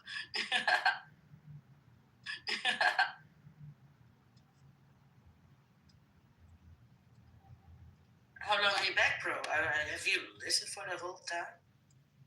No, I'm checking back. I was listening to you guys babble on. Yeah, because you were not here, so we all just make conversation. The help. Oh yeah, that too. That's good. He doesn't want to be here. He doesn't want to be here. Like, exactly. It was exact perfect timing. He was like, "Oh, did she stop talking about healthcare? Okay, I'm gonna come back in now." Hey, I that heard, was. I heard you talking about running and stuff, and I was like, that's my chance to go. I'm gonna pretend I didn't hear that. Are you a I, runner? I didn't have to pretend. I didn't hear it. I said I'm going to pretend that I didn't hear that. Running is like a thing that you have to do to escape bears and Nazis. And I'm like, why run for fun? I'm with him. So you can run faster. You can outrun bears. Right, so you can outrun bears and Nazis. I get it. Right? So you can outrun the bears and the Nazis faster, right? This is why women choose the bear. And I mean, Nazis shouldn't be acknowledged anyways. So I mean, I just have to be faster than you. yeah, that's not gonna happen. Open the lowest in the group. See, that's the fun part. That's when I get to be like, yeah, that's not gonna happen. It's okay. Very sure. Oh. I was a sprinter in high school. I just can't go longer than, a couple 100 meters. I'm all done. Have you run with your mouth? The same thing you were thinking. Pepper? I I mean it in a good way, man. Come on. So you have no endurance, is what Mine you're are faster saying. than legs. Couple 100 meters and leave you in the back. Yes, and then smell just carry does on with the job. Yep, that's okay. AJ and I, we know what you're saying. You have no endurance. It's all right. That's fine. Yeah. You know what I mean now, Chef. Miss Nancy knows what we mean. Yeah. I mean, I could go a slow 5 miles. Yeah, but you don't rap that slow. I rap slow. You know, did a slow You jam. rap slow. When did you rap slow? Slow jam the news. Slow jam. New song that I don't know Remember yet. they had Barack Obama slow jam the news? Yeah. Slow Japanese, yeah. It doesn't matter if you cannot run, bro. As long as you keep the mouth running, it's good.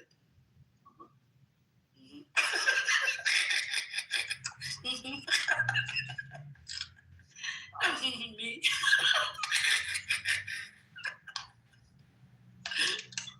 Oh shit. Are we reverting back to 12-year-olds at this point?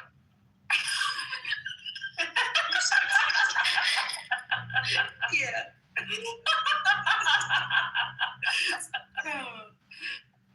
That's a reaction from him. Yeah, exactly. Put Pro in the hot seat. I fully expected to hear all that. Not, or do you? No, I did. You didn't? I You did. didn't. But apparently, we still entertain different people in the room. And they're all welcome to stay, but nobody comes on stage. You know what? I forgot completely to do my laundry and wash my scrapes. Uh-oh. F me. Now what? Do you have a dryer? No, I have it all. I just didn't wash my scrubs for the morning. Oh, good morning.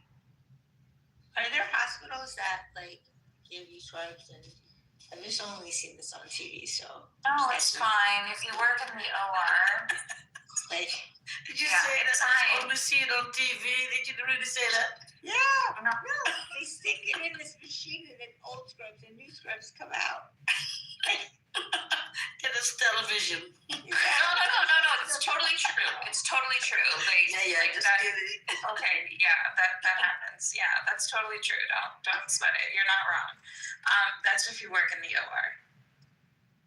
So if you are part of the OR team, if you're like part of any part of the OR team, then you go through the scrub machine because you have like so at one of the other hospital systems that I'm at, if you go and you're in the OR and you're assigned in the OR for the day, then you have to go into the locker room first and change out of your clothes, and you have to pick up from the scrub machine, and you put those scrubs on, and those are the scrubs that you wear for your shift. And when you get out, then you change back into your clothes and you throw the old scrubs into the machine to be sanitized, disinfected, and used the next day. Yeah. Like everything. The how you say that? The instruments that they work with. Well, that's different. That's in a different part of the OR. Yeah, I So- know, but yeah. Yeah, but everything is, yeah. Mm-hmm. That's what the surgical techs do. Yeah. So there's and if you hear about a nurse who's like one of the OR nurses, like that's not taught in nursing school. It's actually like a separate training that has to be done after you get your license. So, if you hear about any perioperative nurses, that's what they did. Physicians are next to the physicians, and so that's the physician assistants here in the U.S. And then they can specialize into any unit, but they can switch out of their units and go to another one because they've been trained in all of them. Yeah. Mm-hmm. Because I know that the one who has to clean it gets a full training too, and then also because they have to put it in those, on that tablet or whatever it is that they put it on. It has to be in a certain order. Because the next day when you have a surgeon operate somebody, then it must not lay like a fork, a knife, and a spoon, like that. It has to be in a certain order. Otherwise, when you just put it there, it would be a mess for the surgery. For the one who's going to do the surgery. Scalpel, please. Yeah, and then you take a fork. Yeah, you're right. You're right. For any surgeon, like each surgeon has a different way that they like their trays arranged and things like that. Absolutely. Yeah, trays. Yeah, okay. One of my favorite lines from any movie ever was from Rushmore, which is one of the best movies ever, where they're having dinner and the guy who is dating the girl, the young guy doesn't like, came from the hospital and he's wearing scrubs, and the young guy refers to him as his nurse's outfit, and he's like, "These are OR scrubs," and then the best line is, "Oh, are they?"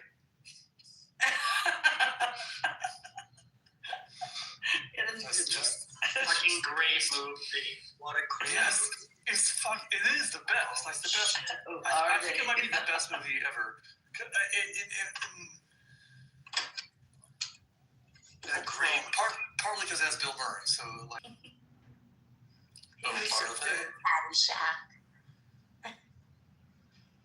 Caddyshack is hilarious. That's one of my favorite movies. Some of those older Bill Murray movies don't exactly age well, but the movies that come in later in his career are pretty brilliant. Yeah. And it's not a Bill Murray movie. It's Wes Anderson. That's kind of the key. And Olivia. And actually, Bill Murray was in it with Wes Anderson. Atomic something, I think. I can't remember the name. But they were going on a trip to see the crater hole that the asteroid is. Oh, it was the asteroid.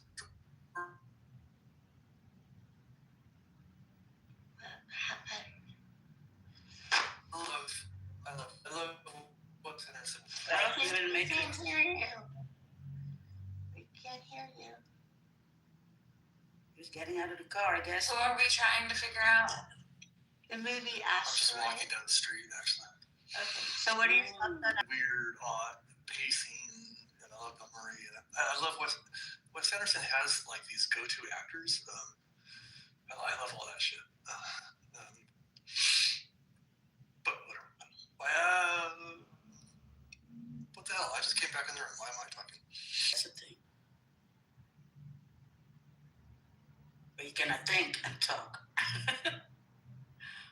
I didn't think or I can talk. I cannot think. That's a good. Where did Caleb go? Get it? I wanted to talk to Caleb about. Oh, I was like talking and unmute. LOL. You wanted to talk to Yeah, Caleb but about he's gone. Who knows? Some people will come back. Mm-hmm. Oh, apparently there's been an anti-feminism room all day Where? here on this thing. An anti-feminism room. I forget. Okay, let me see. What does it say? I'm going to go to the hallway, right? That's the right word, hallway. Imagine. It says, has feminism helped or hurt modern women? Research purposes has. Do women ask for too much? And then we have the Trump crisis and when he doesn't leave. That's our title. The gas station. I don't even know what any of this stuff is. I don't get it. Like, literally, it's funny because, like, next to none of the rooms, I like being an RPO if I'm not here. And then 10. You can do it. It's already 11:30. I should have been sleeping. See, One of the places I took a nap. The dangers of feminism. What do you These are the dangers of feminism. You forget how to do laundry. You can't do the laundry for the man. All the men. If I can only admit how many loads of laundry I put in and took out just today. This was cleaning day. Holy shit. Oh, you should tell us next time so that I'm more inspired to do my laundry and not forget that my scrubs are dirty. I would have appreciated it. This is all your fault, kiddo. Oh, are they? Oh, are they?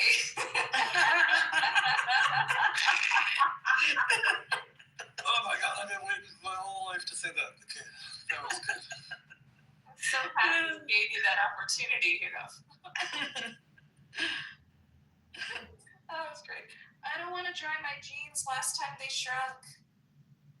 That's right. Favorite jeans? My jeans, when I wash them, my jeans, they are too short for like, I'm sorry, they're too tight, like way too, and I'm like, I'm kind of fat ass.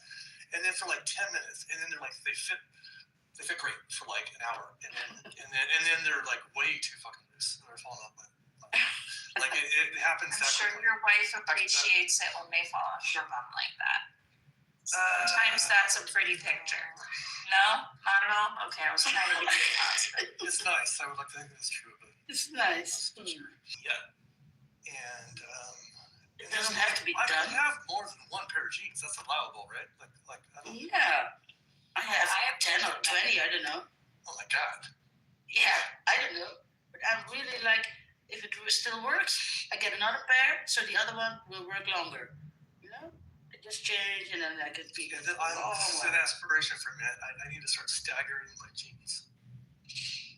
Yeah, I think that would be a good idea. Seems excessive to me somehow, but. No, I don't know. I'm not the person to ask. I have too many. Yeah, two at a time, same time. Hey, Miguel. Hey, Sina. Hey, Miguel. Yeah, my ex literally lived in this one pair of jeans, and all he would ever say is like, I've had these jeans since college. And he was like in his 40s, and he was like just so proud of the fact that I've had these jeans since college. I still fit into these. La la la. And it's like, okay. We talk about jeans and 3 men come on stage. That's really ridiculous. Fancy. I wonder why. Peculiar. I didn't tell anybody that I was wearing my favorite jeans for my trip this week. What I learned in our earlier room was that No. oh shit, methyl blue was the original dye for jeans. Methylene blue. Methylene blue, thank You're you. welcome. Yeah. That was like the Levi. That was the original blue dye. Attributed to metabolic syndromes and Levi. alleviating I remember. mitochondrial DNA. Oh, No, yeah. but you can trust me because I'm a nurse. It's okay. Actually, Hero, I think We had Levi's too, and everybody was wearing it. from what I went. Oh, it is, Miguel. It is. I was being Indigo sarcastic. blue. That was weird. I don't know, but It's not doing anything for you. Please don't take methylene blue. Wait. The comment might have been more based on. yeah, it was on the jeans. It wasn't on the drug. It was the original. I went to something, I don't know how, but it had the history of Levi jean, and they used indigo blue. Indigo blue. Yeah, indigo. Is that just another word for? It's a tincture. It's natural indigo. We use natural indigo. Not Oh, that sounds. You know what? That sounds expensive. I bet methylene blue is a cheap substitute. I'm making up history on the go here, but why not? But you're saying it with such confidence that Yeah, no, that's you not doubt you. He's drunk. I'm buzzed at best. Come on. You sound weird. I feel weird. Yeah, you sound weird too. You sound how you feel. It's funny though. It's funny. I feel good. I see Saturn low on the western sky, and I see Orion to my left, and Jupiter's in the air. And it's a beautiful. On the left is where? On north, south. Because you could guess what I I wish said. it was On nice my- outside I am to walking see the west. constellation. It's a lovely night. Take a picture, Hire. Okay. Of what? Of Of Orion, you can see it clear because Orion. that was the best Yeah. time to Oh, take and you recognize, because I can't go outside here. It's too cold. Okay. I have I Orion. miss looking at the sky like that.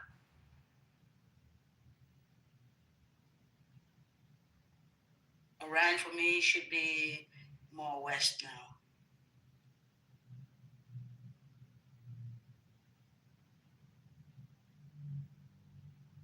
I don't Is he taking a picture? I don't understand how I acquire so many dishes like all the time. I don't know. It's one person. How do I have so many dishes all day? Oh, don't speak about dishes. When I do my dishes, it's like I have the whole family here. It's not. It's only me and my 4 bitches. No, they're very sweet. Bitches. Sorry. Okay. Hey, Elliot. Welcome back. Who? Wait, did you just say? Yeah. I said 3 bitches. That's what Miss Nancy said. And then I said 3, not 4. Okay, okay. I thought you said 4. I'll give you that. That's a little less aggressive, but still, you said 3. Mm-hmm. Yeah, my Maine Coons, my 3 ladies. I can say ladies. I can say rebels. Sometimes I say It's all good. It's all good. It confused me a little. But when they're hissing to each other, I call them bitches. I can be at home and refer to my 2 bitches, and I will definitely be talking about my dogs and not my wife and daughter. 100%. I would never make that mistake. My. But I also would never say that. They look at me like that. Man, they're really like our 2 bitches who's hissing. Yeah, cats are more bitchy than dogs. Like, what's up with that? Like, why do? You thought it. No. I just say. I have to say, I'm trying to take some photos of Orion, and it's not. Yeah, did it work? Did it work out? Let me try it again. It's not. I think that it works. I'm a little. Do you have an iPhone? I do, and a brand new one. Oh yeah, then it will. You know what you can do that works better with me? Do as if you take a live photo. Put that option on. Then what it does is it's adjusting, right? But then you go in the photo and you see what's the best outcome, and that is what you choose as the front image, and then you have the best of the whole thing.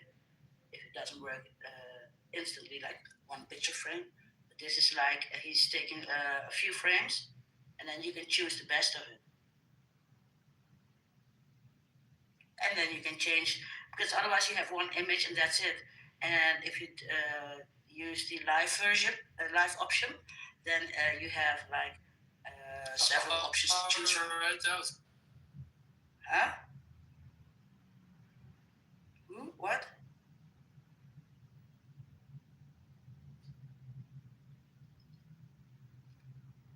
I think he just didn't have.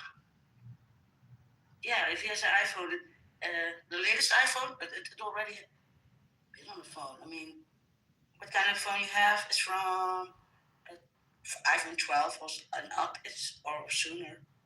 I'm not sure, but live pictures is always there. I thought. I'm not sure, but you can change it, so take the best of it from the shots that it took. So it takes a frame. I would like to recommend that if you ever go to a small, tiny, local-owned shop and they create a pumpkin chocolate chip bread, you must get the pumpkin chocolate chip bread because it is probably one of the best things I've had in a long time. Yeah, you told about it a few days ago. I know, but I'm telling you about it again. I'm telling you about it again because it's really that good. Yeah. Should I send you a recipe if I find Oh one? yeah, do.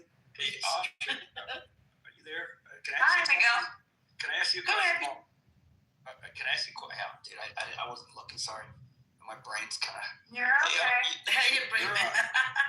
you're a biologist or microbiologist. No, you're a researcher in biology. And today I'm taking a pharmacology class. They mentioned monoclonal antibodies, right, as part of biosimilars, right? And then she mentioned that she like the teacher was like, she thinks that's going to be the thing that cures cancer. What's your thoughts on that? Like, I know. No, monoclonal antibodies were one of the first line biologics that were used to treat COVID infections early in the pandemic. Yeah, it's a biologic that treats COVID infections earlier in the pandemic, right? So before we had vaccines, we had monoclonal antibodies. So what they did was they were able to help help treat the symptoms of COVID-19, right? They are functional and they work because they're targeting a specific antibody that is on the antigen presenting surface of the virus, right? Does that make sense? Right. But Okay. correct. I'm sure you're a professor and I'm going to have some words about this. But what's more appropriate is something like CAR T cell therapy or, the mRNA technology and the basis for mRNA technology and the platform that's used in order to specifically target anything that has an antibody presence. Does that make sense? Antigen presenting presence. Does that make sense?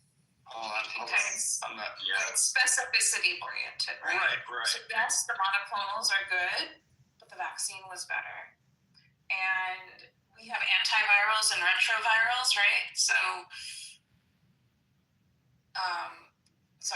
So with like things like Paxlovid or any type of flu retroviral, like why is the name eluding me right now? It's such an obvious antiviral too.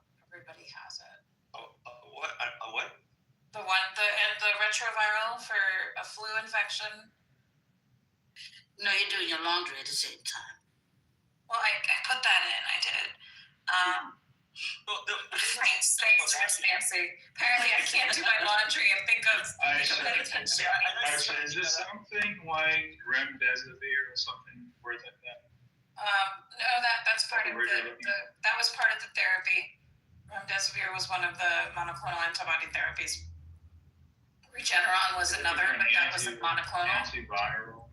Yeah, no, I'm thinking of like a specific one that everybody uses, for flu, and it's prescribed all the time. And it's Tamiflu, like that. Tamiflu. Thank you. I was like, I could like see the word in my head, but not see it. I appreciate that. Thank you. Wow, that was bad. It was not bad. No, but it was bad that I couldn't remember it. No, not at all. You do a lot of things today already. Wow. Miguel, how is that? Did you end up getting the flashcard set that I used for pharmacology? I got it right here. Is it helpful? Isn't it like I thought it was really helpful? Yeah, I actually. The cool thing is it breaks it down to cardiovascular, nervous, musculoskeletal drugs and stuff. And now I can pull different drugs from there. But I'm in my first week, and she just mentioned monoclonal, and she's like, on a side note, take it from Drew. I think that monoclonal cancer therapy is going to be what cures cancer, eventually once we get it right. And since she's just a nurse instructor and she's not up to 100% speed, I asked you because that's what you're in the business of. Like you're the cutting edge of research. So I was asking if monoclonal rings a bell and what's your thoughts? Yeah, no, monoclonals are good. They're a good first base on cancer and cure it. I don't feel that way. I think that actual gene therapy would be what actually cures, cancer. We have preventative therapies, right? Like, so the HPV vaccine, the Gardasil vaccine that prevents human papillary, cervical, anal, I already mentioned anal, cancer for anyone who's actually sexually active, right? Like, so the majority of people who are sexually active are infected with HPV, about 75% of people. And prior to the studies, longitudinal studies that have now shown that anybody who got the HPV vaccine has a 0 indication rate of cancer for cervical cancer, right? So there's proof that it prevents cancer. I like that you led and ended with anal. I know. Yeah. I know. Right? Like the gutter on either end. Just go for it. I just read a headline. This will be a fun headline to talk about before reading the article. That Machado presented Trump with her Nobel Peace Prize. We should discuss this before we the article. I saw that notification pop up earlier, but we were in the middle of the Brown case. Brown, white, Yellow, green, blue, purple, brown. blue. Hero, I think that was unfortunate, and the fact that Trump took it, a good leader would have said, you know what, thank you very much, but I can't accept it because I was given to you. But no, that cocksucker decides he wants to take it. He wants to pretend that he's worthy of anything. Like, he just needs to show he's worthwhile. He knows he's not. So You had to make up a fake. happy with the FIFA? No. I hate to say this, but I wake up every morning and the first thing I grab my phone is look at NBC for a headline that the old man had a heart attack. But man, it hasn't happened yet. And on that day, it'll be a good day. That's all I can say. And that rhymed, and we appreciate your rhyme and your rhyming abilities, especially in this room. Ice Cube remix. It's true. Don't mention it. You missed everything. Anal bookends. That's what I was trying to say. And I think vaginal better than vaginal is in the middle, right in the middle. 12-year-olds, all of you, can't even have a serious conversation about. Hero, You're the one who did it. Hero, I am the one who did it. Hero, I got a question. Anal bookends. What was in between those anal bookends, Hero? No, it was anal all the way through. There was nothing in between the anal? Okay. Fuck. You're gonna make me say it? There was anal. There was vaginal. Meat of the conversation. There was What was the meat of the conversation in between the anal? okay, I have to say, anal caught my attention, and I didn't really absorb the rest. Oh, wow. God, I'm bad. Wow. I'm embarrassed, but that's the truth. You're bad, but that's Definitely. More embarrassed than now. There was definitely. you're bad, but this photo, this PTR, this Orion that I see, Oh, you did that is Orion. freaking gorgeous. I had to do a little. Oh, wow. That is A little. stunning. Hero, You did do. I wouldn't take that sitting down here. That is Mr. O'Reilly. With his dog. Thank you, Hero. And I a lot of wouldn't take that stars. sitting down here. If you zoom in, everything is round. Have you seen it? Speaking around, what happened to Flat Earth in 10? Yeah, it's gone. It's round. So his work is done. Yeah, so to say. Speaking of work being done, Talk to the okay, churches. okay.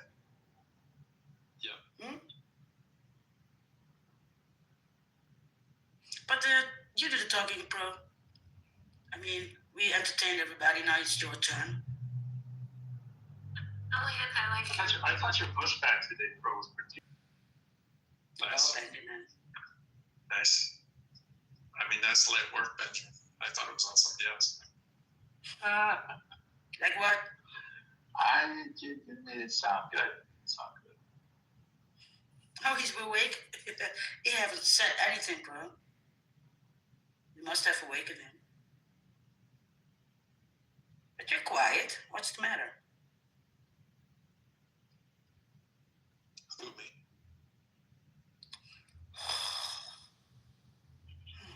He probably should be sleeping is most likely the matter. Yeah, I'm good. Anna Foley, remember that song? What's the matter, baby? Good song. Oh, and Anna Foley was the one who sang the real song, like from Paradise at the Dashboard Light from Meatloaf, and it was Anna Foley who sang, and not the woman who was on stage. Crimson, I got the Trump icon there on.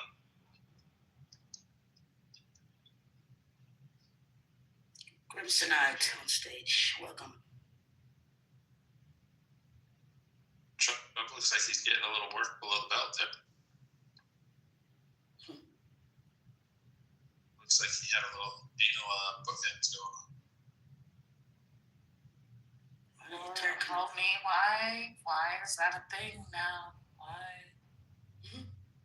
But you were not done talking, right? Or did you? You named I'm good about the HPV vaccine. Apparently, the only thing anybody remembers from that lecture is Yeah, because they only say anal, so yeah. anal. And they forgot about the rest, so. Yeah, they have absolutely no clue. I apologize for calling attention to the anal thing. It's a serious topic, which is not a joking matter. I'm sorry. I could have talked about the anal sphincter. I could have talked about all sorts of things, but no. What, Benjamin? Oh, sorry. Thank you. You have really lots of stars in the sky. When I see your picture there, that's not what I see here. I see a bit around Orion, but not that much as you have on this picture. Kito, where are you located again that you get such a beautiful night sky? Apply some filters and some contrast and some stuff like that. But yeah, to get it a little bit too. But you had to start with something that was decent. I forget. Can you give me a general response again? Are you in the Midwest? Wait, what? No, come on. I forget. You have to remind me if you're willing to. You don't have to. But I'm so jealous. I wish I could go outside right now and see the stars. It's probably one of my favorite things to do as a I kid. always find it weird on a social media app when it's audio where you say you don't have to. I mean, of course he doesn't have to. It's like, Well, I mean, I think some people don't understand that specific statement. Obviously, you don't have to. You don't have to do anything. This isn't a court of law, and this definitely isn't my doctor's office or a hospital setting. So, by all means, here we go. More about the ICE shooting. But some people want to make it about, oh, I have to. Why am I responding? All right, live updates. Newly released records detail chaos during fatal ICE shooting in Minneapolis. Reports from the city's police and fire departments show that Renee Good, who was killed by an ICE agent last week, was found with 2 gunshot wounds to her chest and 1 to her forearm. Thank you, because everybody has been saying there have been 3 shots to her head, and I'm like, where did you confirm that? And it bothered the goddamn bejesus out of me that everybody kept saying that, and I'm like, we have nothing about that. So 2 gunshot wounds to her chest and 1 to her forearm. Here's the latest. Newly released records from the Minneapolis police and fire departments detailed the chaotic moments that unfolded after a federal agent fatally shot Renee Good, who was found in her vehicle with 2 gunshot wounds to her chest and another to her forearm. The responders found Ms. Good not breathing and with an irregular pulse. Oh. When they arrived at her Honda SUV on January 7th, according to one of the reports, she also had a possible gunshot wound to the left side of her head. By the time there could have been a grazing. By the time the workers took her out of her vehicle, she had no pulse, and they performed CPR on her as she was rushed to a hospital, the report said. The details revealed in incident reports from the Minneapolis police and fire departments and 911 call logs obtained by the New York Times sketched out the shock and fear of the bystanders who frantically called for help after the agent from Immigration and Customs Enforcement opened fire. One of the calls was made by an ICE agent, the transcripts showed. The federal government has defended the ICE agent who shot Ms. Good, saying he acted in self-defense, et cetera, et cetera. I'm going to skip. The shooting set off a week of intense protests, prompting Governor Tim Walz to plead for peaceful demonstrations. At the same time, Walz and local officials called for the federal government to end its immigration crackdown in the city. On Wednesday evening, a separate shooting, we already know about this. Ms. Good was labeled a domestic terrorist by Trump aides, while Steve Miller described the protests as an insurgency. Oh, so now they can call it an insurrection? Sorry. Carolyn Levitt, the White House press secretary, said Mr. Trump's threats to invoke the Insurrection Act were a warning to Democrats. Here's what we're covering. Agents authority when a federal agent ordered Ms. Good to get out of her Honda Pilot, which legally obligated to comply. Experts said the answer is not so simple. While Ms. Good was compelled to follow a lawful order, it is not clear whether immigration agents on the scene were acting within their authority. Legal action. Lawyers representing the family of Ms. Good, a 37-year-old poet, said on Thursday that they anticipate taking legal action against the federal government and have asked officials preserve all possible evidence. They earlier announced that they would investigate Ms. Good's killing and described her as a mother of 3 and a person of faith. A second shooting, Julio Cesar Sosa Celis, who entered the United States in 2022, was taken into custody after being shot in the leg by a federal agent on Wednesday, along with 2 other men. Federal officials accused them of assaulting an agent with a shovel and a broom. A federal spokesperson said Mr. Sosa Celis was a Venezuelan national who was in the country illegally and resisting arrest.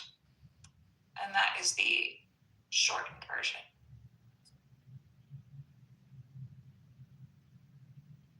I know that we all are following this specific story and we keep talking about it. So every time some notification pops up, I'll definitely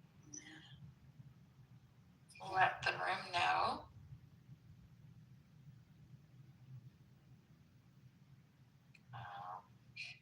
We all know what happened, but it's how they present it to us.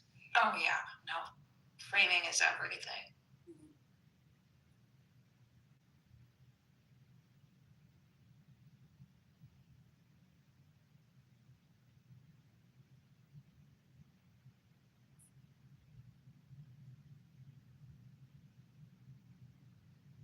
Mother of three, you said, wow. Yeah, I guess, I'm not really sure if it hits the radar. I know it globally has hit the radar, obviously. I think so. But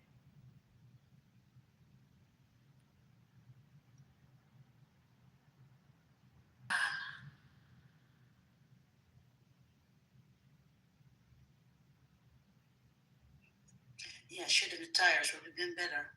She was not this bad. is only an hour. Okay. What? Audience? One of my trainings is only an hour long, so I'm gonna start this and sign in. But why would they shoot her when they could shoot the tires of a car? Well, I mean, that's the whole point, right? Yeah. The only reminder that everyone hates America.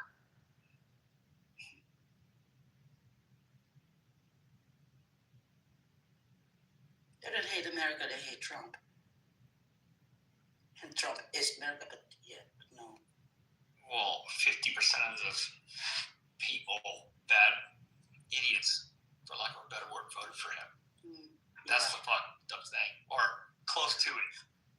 Even 40%, man, makes us a fucking bad country, dude. That's a lot of fucking people that have fear and hate in their minds. Yeah.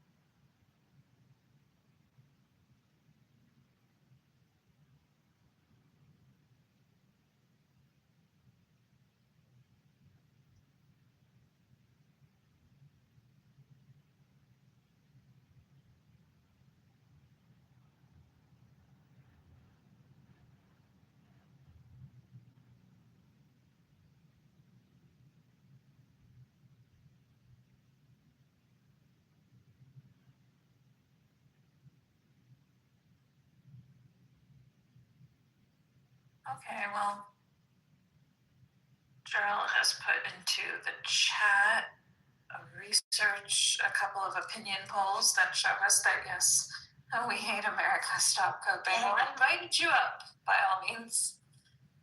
50% of the voters and a lot of people did not vote.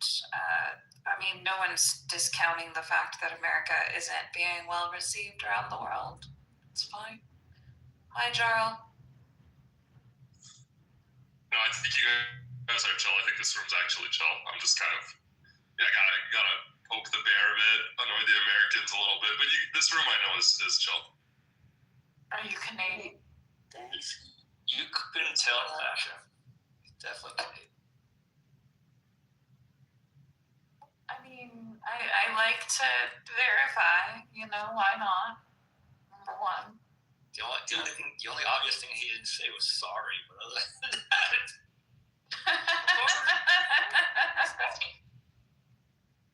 Well, it's good to have you up on stage. I just figured. What part of Canada? I just wasn't sure where you were from until I looked at your PTR. Hugo is offended. Okay, thanks, Hugo. Good to What know. part of Canada, Gerald? East, west, central. I'm from the Capital. Montreal. Montreal. Okay. The Frenchies. No, that's Quebec. Sorry, right? Quebec. No, That's French. no, you're right. You're absolutely right. I'm French. No, like French-speaking Canadians. the only reason I say that, Gerald, is because I used to have a Canadian pro cyclist come live with me in the winter years ago, and like I had a 4-bedroom home, and I'd have like 2 guys from Ottawa, and then 1 guy from like Saskatchewan, and then 1 guy from Quebec, and they'd call him the French. He always like behind his back. So it stuck with me. Anybody else from Quebec or Montreal, I call Frenchies. Yeah, no, that's the blue flag in my PTR. And yes, we love our American neighbors very much. We're just a little bit mad. No, you don't have to. It's fine. Okay, thank you. I'd be mad at us too if I was Canadian and Trump kept saying we're going to annex you or whatever. Like, I get it. That's all right. It's a valid feeling. Hey, Gerald, did you watch the Grand Prix de Montreal this year, cycling race? I knew it happened, but I didn't watch it. Hockey's Only one the bad we had here. Well, that's like Cena. We're talking like once a year event. Like Grand Prix de Montreal cycling race, I figured like everybody goes. It's only once a year. Yeah, it's big. I don't know the statistics, but yeah, it's big.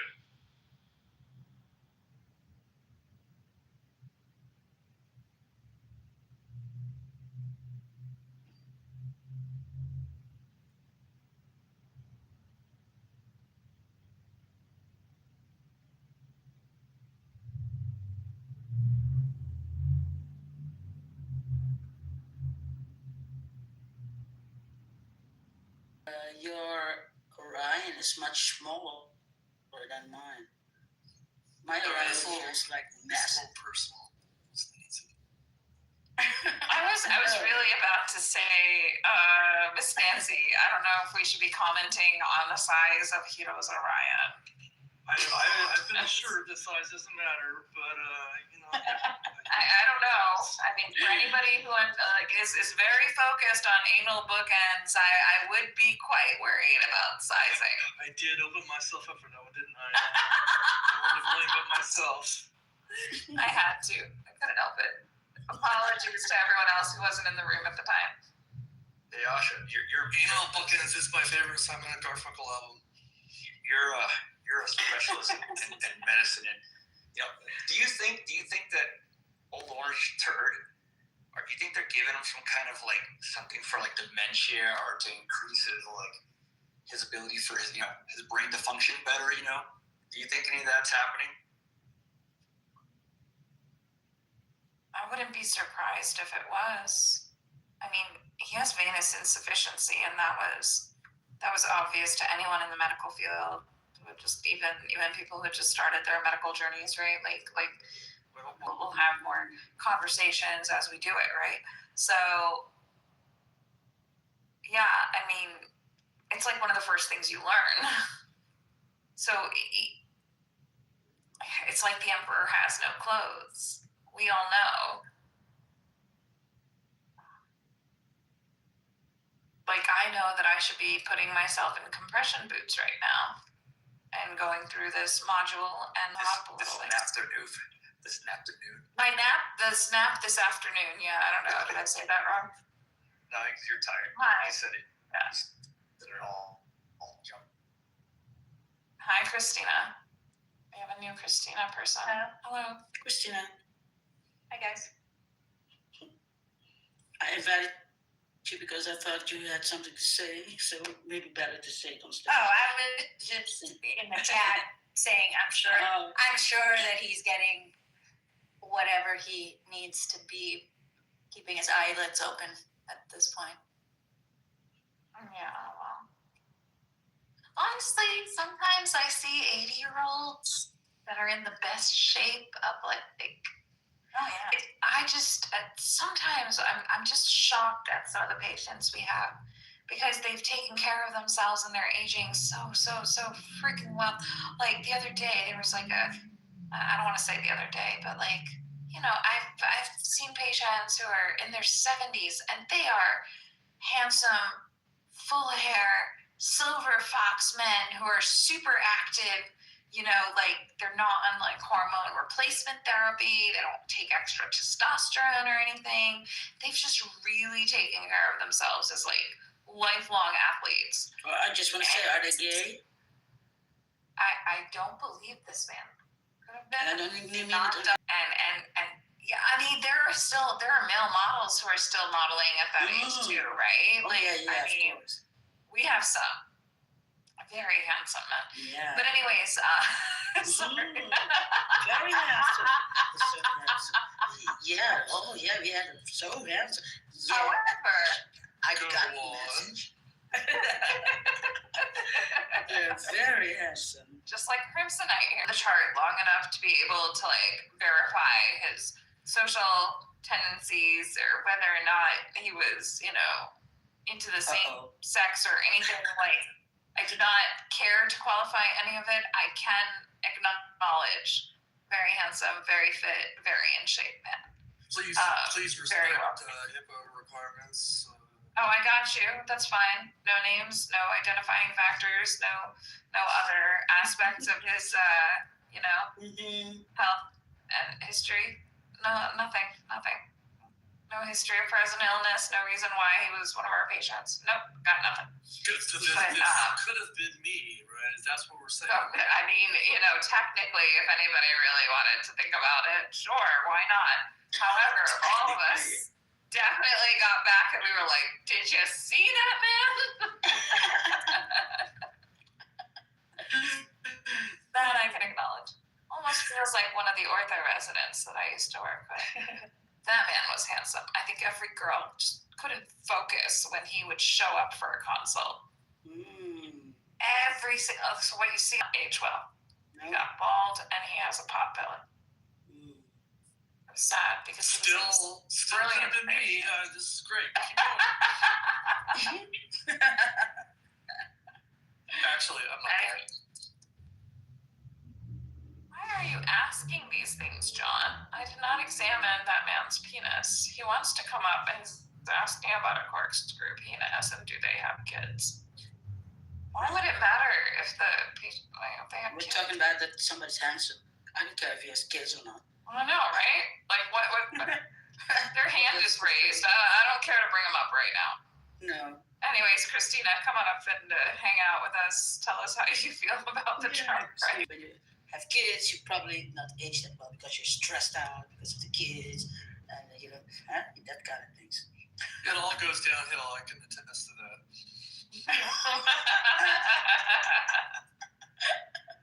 I cannot speak on that. I'm sorry. You totally understand it. What is the Trump crisis? Who's asking?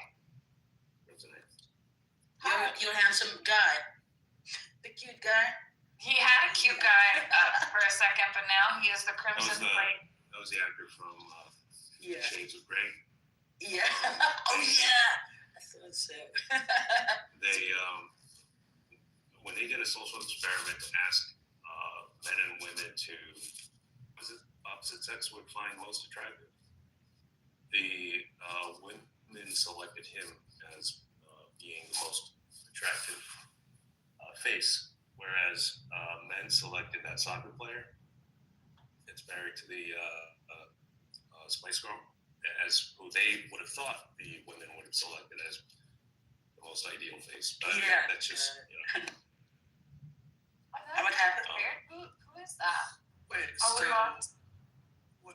Wait, so women Put the picture like of the girl up. girly men, and men like men. Wait, what's the lesson here? David Beckham is the person you're referring to, I think. And okay. he is a sexy man. Like, what? Do you ladies not agree? David Beckham is. Where's the divide? Hot. I'm confused. He's incredibly hot. He's also incredibly short. Well, that's a good thing. Is he short? Bro likes to argue against this. He just left. I guess he went to bed. But it. Should I go to bed or do I do this module? I'll As do long the as the guys keep talking, you can do the module. You probably won't. I'll do the module. You won't regret not going to bed. You'll probably regret not doing the module. Yeah, I gotta do it. They're gonna get mad at me. Oh, yeah, I gotta do it. Thanks, John. Appreciate you. All right, we'll bring him up. You guys, I'm bringing him up. I'm not gonna hang out for it. Oh, no worries. It's not that bad, man. Senior mechanical design engineer in chip assembly at Intel. Ooh, he knows things. Oh, Okay. Intel, yeah. Tinker. He's a tinker. John, Tinker? can you pretend? Yeah. Hi, Tinker. welcome. Tinker. I was just being cynical. Oh, it's fine. I was just saying when you have kids, You aged poorly. I'm not saying that's the case. It's more about time. I've been up since I live in Europe, but I get up at 5 and I just work straight for getting ready, breakfast, lunch, get up kids. My wife does get them ready. I do everything else, and then I go to work for 8 to 9 hours. Come home, dinner, sleep. Like there's no room for anything. It's just like I'm just saying, kids take time. Got That's it. all I'm saying. Yeah, that's true. And stress. Yeah, it's also. Are you a tinker? Of course I am. John, are you a tinker? Tinker, like a tinker from one of those national textbooks.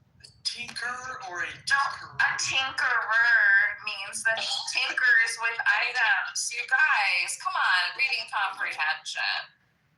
Benjamin is also a tinkerer. This is why I he's mean, excited. there's the guy that pees in the corner, and then there's the guy who builds like things. Like so, the distinction matters. You in there?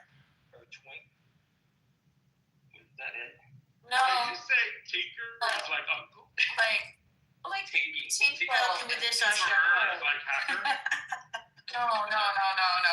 It's Hero is thinking tinkle, and tinkle is to pee, and a tinkler, which he's Disappear. Yes. Disappear. I make things. Somebody We need beats. more tinkers. We need more tinkers. This We is a need lot of more tinkers. tinkers and tinkerers. I might have got that wrong, but I would still prefer tinkerers. If you make the thing, Tinker is cool. The Is it a next tinker? question is John a tailor? John, are you a Taylor. I worked for Nike before. Which a tinker and a tailor? Is that Tinker Taylor. So I was looking at A Taylor Tinker. checking the boxes? That's all. It's just need to prove my take. I think we're going off topic again. I was about to say. Well, here's the I mean, if you were a important spy, thing, you could not say I'm not a spy. That's a rule. That's a rule. Exactly. That's the first rule. First rule is fine. And be honest. Not being genuine. We want to be very careful not to ask you where you're from or where your accent is from. You said Europe. It's American, but But the only questions remaining are you a tinker, a tailor, a soldier, a spy? And then we know enough about you that we can have a conversation. A European tinker. Spy. I'm from the U.S. for sure. You gotta look up tinker. Tinker's a lost art. We can bring that back. Yeah, you sound awake, Benjamin. You look it up and read for us what is tinker. Yeah, it's 6 in the morning. For the record, I think I got tinker wrong. Yeah, me too. I'm more at your timeline, I guess, John. Yeah. No, I don't mind sharing Netherlands. Oh, you there? Yeah. Me too. Oh, you Netherlands? Yeah. You're the second one I talked to. Yeah. I live in California. Oh, that's far away. You're in Amsterdam or something? I'm in North Brabant. Tinker is somebody who travels from place to place But that's and mends they had that in the things, Wheel of Time. particularly So utensils. read fantasy books. Of course, it's like a medieval occupation. But I can believe. I didn't understand it. Can you repeat that? Is a tinker who's travel a lot and then? Just an itinerary.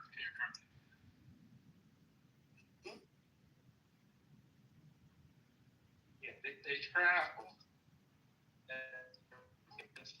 So they come Are you breaking up a bit? Yeah, you're breaking up. I still don't understand it.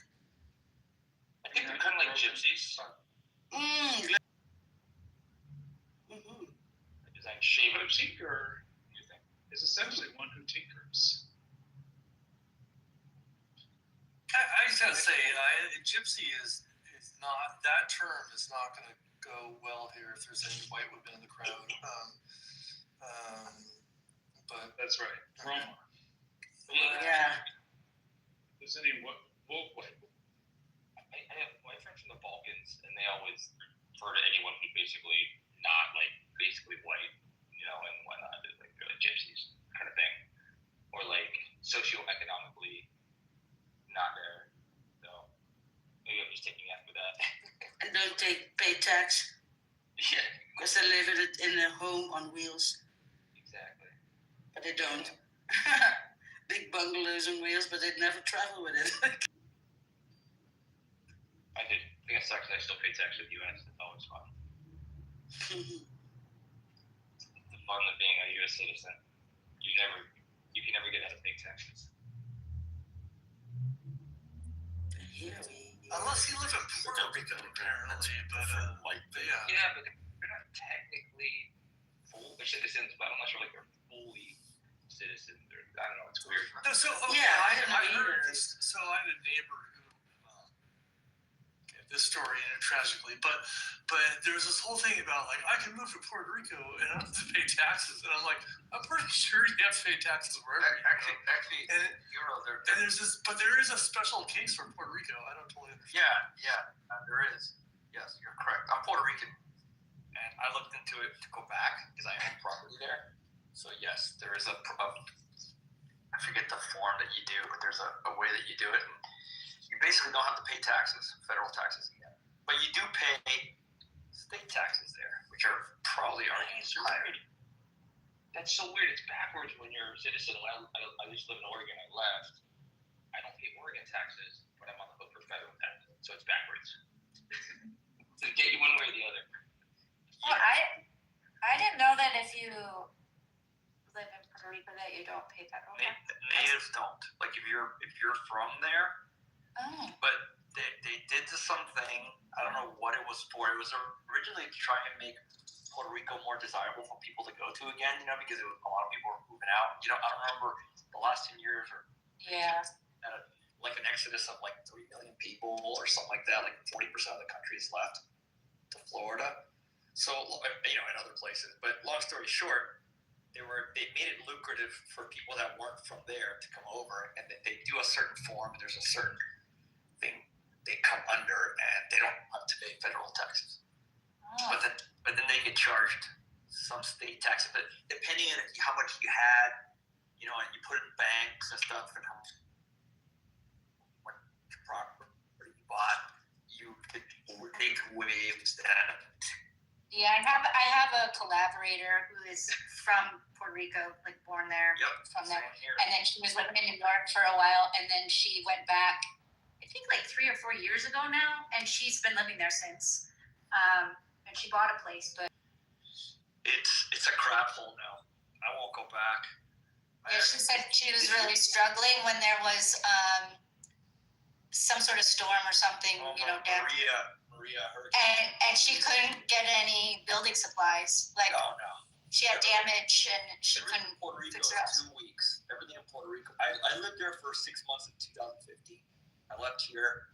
I closed my house down. I went down there. I lasted 6 months because everything there is 2 weeks. If your water main breaks or your electricity's out, it takes 3 months, or you need to know somebody in the system that you can grease so they can come quicker. Nothing happens like in 2 or 3 weeks with the government. You know, and that's being lucky. So it's weird. It's a shithole.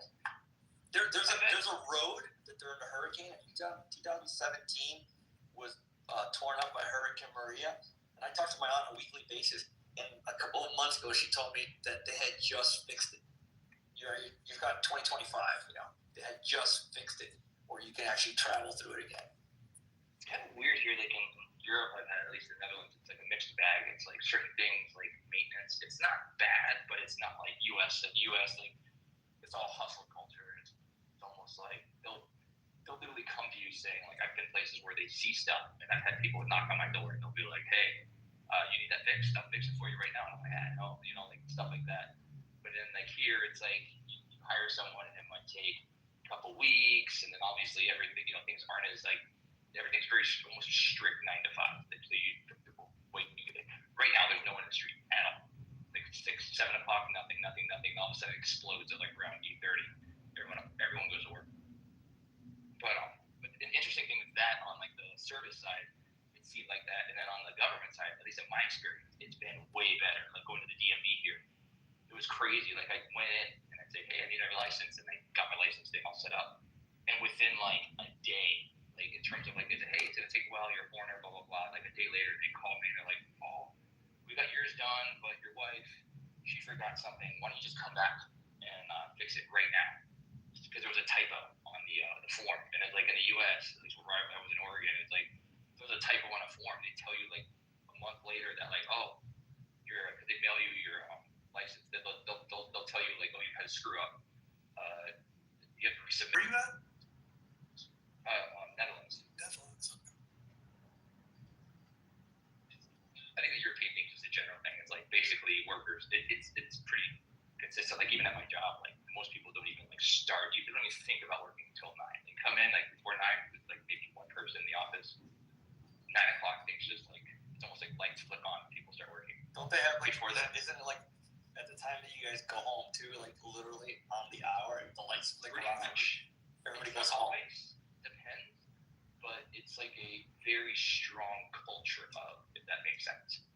So it's like 5 o'clock rolls around, dude, everyone just starts getting up and leaving. Yeah. And it's just like, wait, we were in the middle of something. No, I gotta get home. That's how it was. I lived in Germany for 8 years. If you showed up like with 1 minute left, they were like, no, we're closed. Sorry. The moment that they just close the door on you. They either do that or close early because they were just like, there's not enough people. Fuck it, we're gonna close early. They never stay late. So in the U.S., so I had a funny experience because I worked at one of my kind of early in my career, I did software stuff. I was at a software company, and we were like, whatever. Like it was a great lifestyle, but when crunch time came, everybody was like super long hours, just really crazy. And then I switched to kind of more like engineering. I went to like a mapping. I kind of switched industries, and it was like so. Oh, like wait, what? You're leaving? Yeah, well, I'll see you at 8. Like, so the attitude was very different. It was more like, yeah, we need to get this done, but also we have hours. And the software culture was more like, no, we gotta pound, whatever. It was like we stay up, we do this crazy shit. So like within the U.S., in different industries, you have very different cultures. So what was the age group you're dealing with? Well, actually, both those were similar age groups. There were older dudes, there were younger dudes, there were Indians, there were Americans, there were women, there were men. So it wasn't the demographics. I mean, it was a smaller. The engineering company was a much smaller company, but it was. I thought that it was interesting because I'm like, oh, this is more of like a industry. Like we weren't union or anything, but within engineering there is that culture of unions and stuff. So I kind of felt like we were tied into that like hourly workday thing, and it was just a bit of a culture. So it's like, we all agree we got to get shit done, but we'll have to reconvene in the morning. Which I kind of liked in a way. It's like clear boundaries. Like, good on you guys. Let's do this. That's kind of nice. And it's also something that I've never like. Part of me, my mentality is still in that older thing where it's like, well, I'm not done. I'm gonna go home and log in and do this shit. And I'm like, I gotta keep reminding myself in a way, like, you know what? Like you get in, you work, and you're done, and like leave that shit behind. And the engineers were really good at that, but the software folks were not. And that was just this weird kind of macho software tech culture, I think. But But so, anyways, like in the U.S., I assume it's still that way in a way. Oh, it varies. 1,000% still like that. Industry to industry, it varies a lot. Yeah. I think. Yeah, it's generally like that. I live in San Francisco, so it's like full of tech people. Yeah. So it's like that. But I work in film and documentary in particular, and the expectation is you're going to be working around the clock.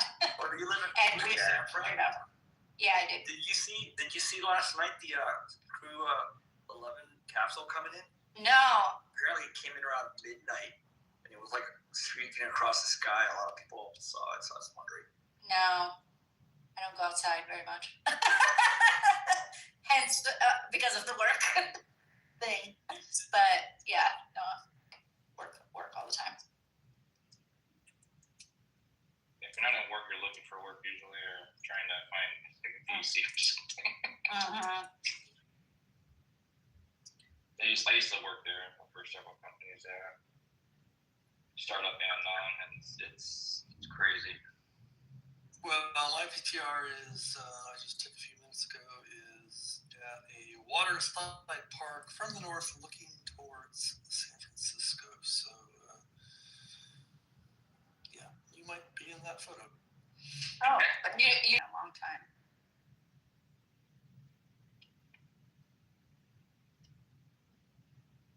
I mean, it's nice here.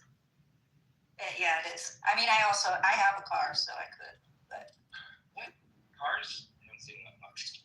No, like people here, people who Fancy. live in the city here don't have cars. Like some do, but Some people don't. Yeah, that always kind of struck me because San Francisco is not that much of a cosmopolitan town. It's kind of a small town actually. Yeah, it actually is.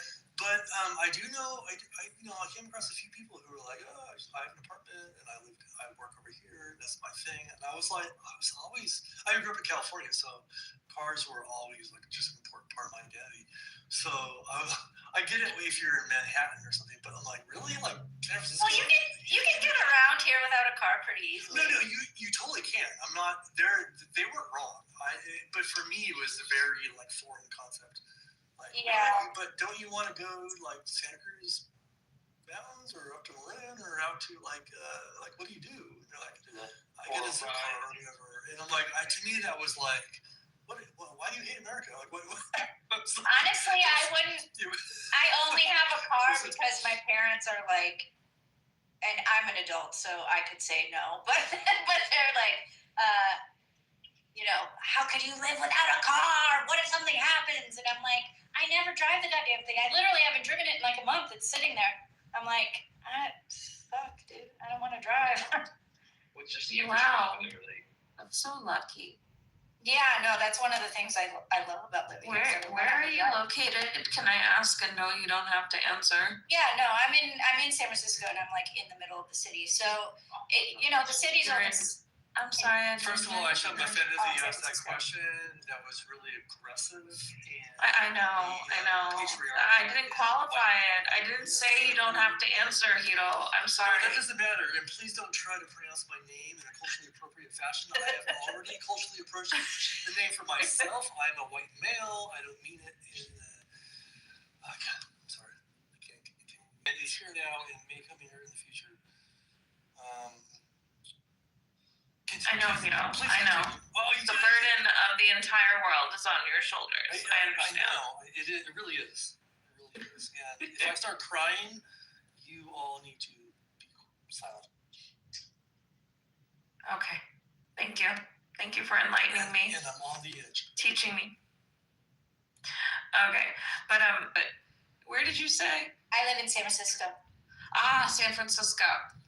Oh, really? No car necessary? There's so many hills. Yeah, the hills, but the city's only 7 miles by 7 miles, and I live in like the literal middle, and so everything that I need is like within walking distance from me. My doctor, my dentist, my grocery store, everything.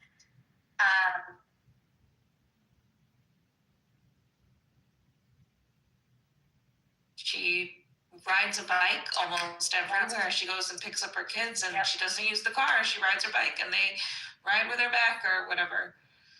Yep. Or like if I'm going somewhere, like going to a movie or whatever, first thing I'm thinking about is it going to be hard to park there? If it is, I'm just going to take an Uber because it's only like 2 miles or whatever. Mm-hmm. Yeah. Yeah. One of my closest friends, I was speaking about her earlier. She's an Olympian and she was born and raised in San Francisco. She's actually a 3-time Olympian, but that's the friend who was going to go to Rio, and the family invited me, and Zika was an outbreak at that time. So we were speaking about that earlier today. Anyways, going to San Francisco the first time, I didn't realize how hilly those roads were, and I was like, oh well, this is great racing and training, and the park is lovely. I forget the name of it. I've raced there. Golden Gate Park. The Golden Gate Park is that they held cross country nationals there, so I've been out there to run. Yeah, it is cold. And it's Oh, cold. yeah. In the summer. You guys were really cold in July. Yeah, that's the one bummer. Kidney Nationals? Is it? Actually, the Club Nationals was held there, I want to say 2015. No. That's Kidney Nationals in high school for cross country. Oh, you went to Kinney? No, Kinney is the Kinney Nationals. The Kinney shoes, they sponsor the high school national cross country championships. Oh, okay. Yeah, there's unfortunately now there's 3 different nationals, 4 different nationals for high school students. You have you used to have Foot Locker for cross country, but now you have Nike nationals, New Balance nationals, Adidas nationals. You have the Hoka national, you have Under Armour, every company now hosts the nationals. Huh? Branded nationals. Yeah, everything's branded, but also, for track and field and cross country, it just poses a problem because back in the day, it used to be you really wanted to go to Nike. Nike would have these major national championships, and you would just go to Nike or you would go to Foot Locker, and that was your problem. You had to choose between Nike and Foot Locker. But now, students don't even get to head up against the best of the best, right? It's like a national championship, and you're choosing between 3 different ones. And you don't get to be against the same rivals because now they're even held on the same weekends. So you have to choose which rivals you're choosing to race that you know what I'm saying? We get it. It's all about the shoes. But if you're Golden Gate, well, you get some really great gear. Park also.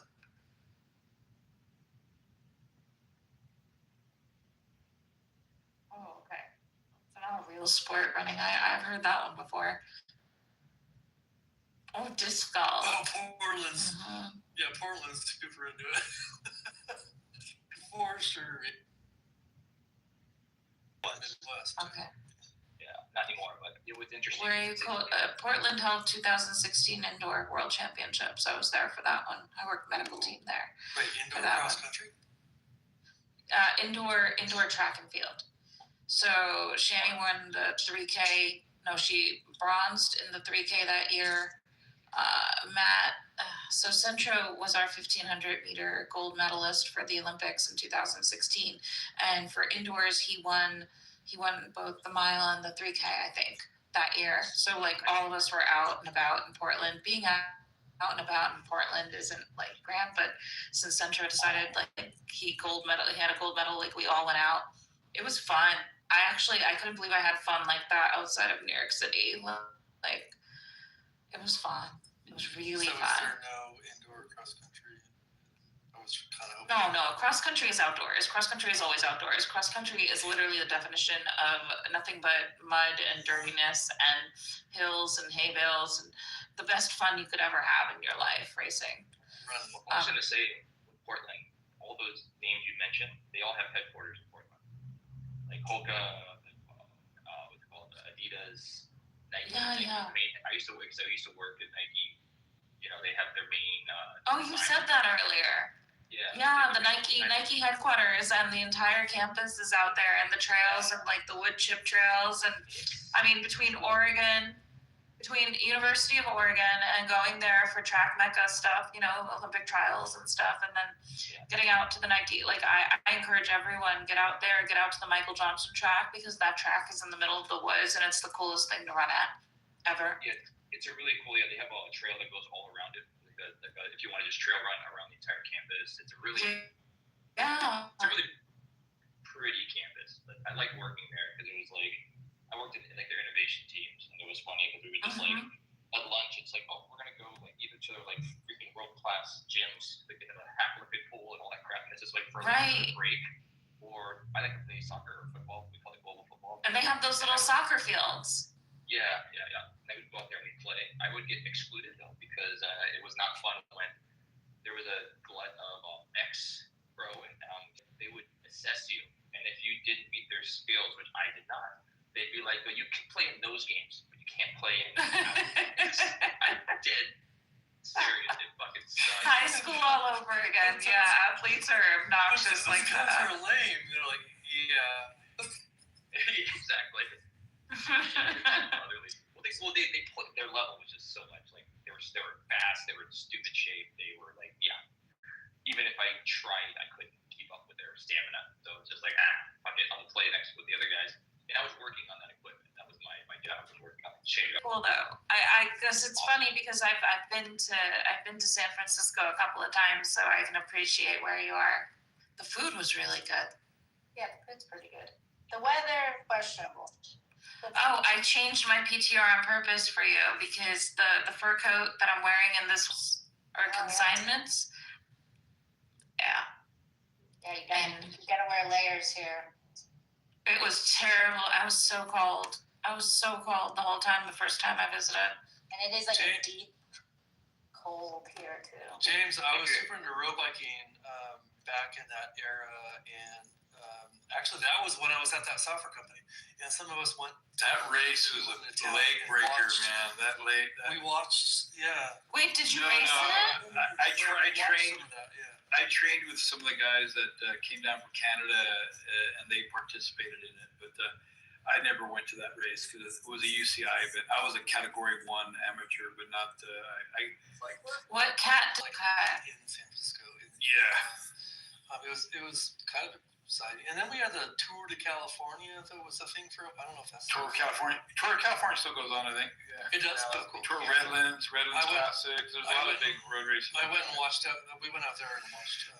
Parked out, and like they all kind of, you're out there for like an hour, and they're like shoo. I'm like, okay, well that was it. Let's all go. But the crit racing is more fun to watch. They come by, they come by multiple times. But I was there. I was like, I went there once, and I think like George Hincapie won the first one, but then Dion from Canada won like 4 in a row, or most of them in a row. But they don't do that. German, no, they can't. See, cycling's a bitch, right? So it's great. It attracts people for a little bit, but then the money isn't always there, so they lose its interest. So it's hard to keep it going all the time. Some of the rides I go on, just like recreational rides, I just think like, holy shit! Like there needs to be like a tour that goes through these roads because like in the Marin Headlands and stuff on a sunny day. Marin has a lot of good road races. Yeah. Oh, it's freaking gorgeous, and like I often think like the world should see this, and then I'm like, no, they shouldn't. No, it sucks here. Yeah, gravel racing is the next big thing. Gravel. That is cute. I meant to say that. Oh, thanks. He's laying on my legs right now. Adorable. Okay. My module. Or, there's literally like, it's such a weird connection. Like I get no service.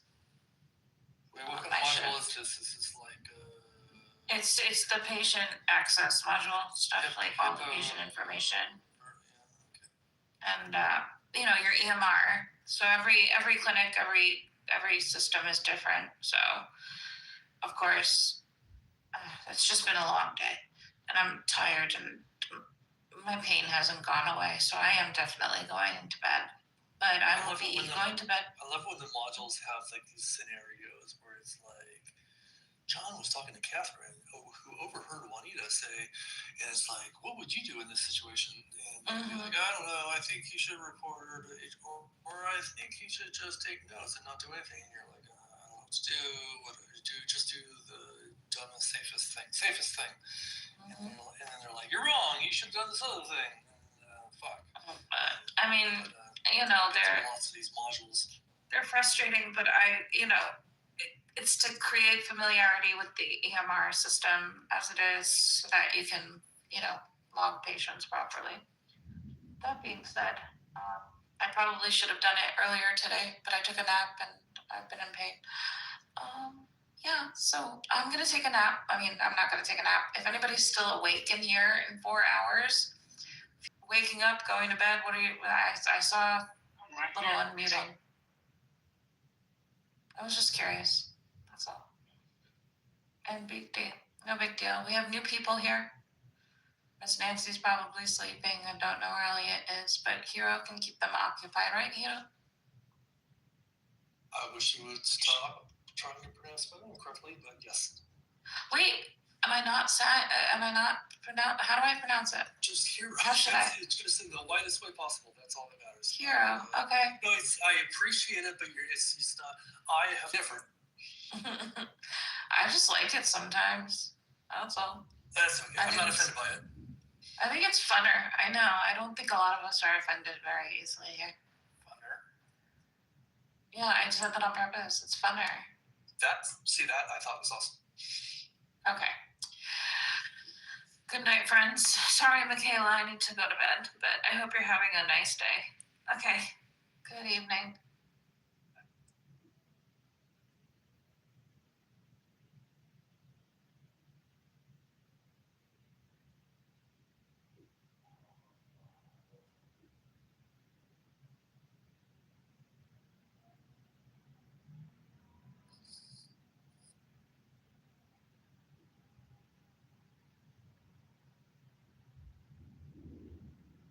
JCC, do you still ride bikes these days?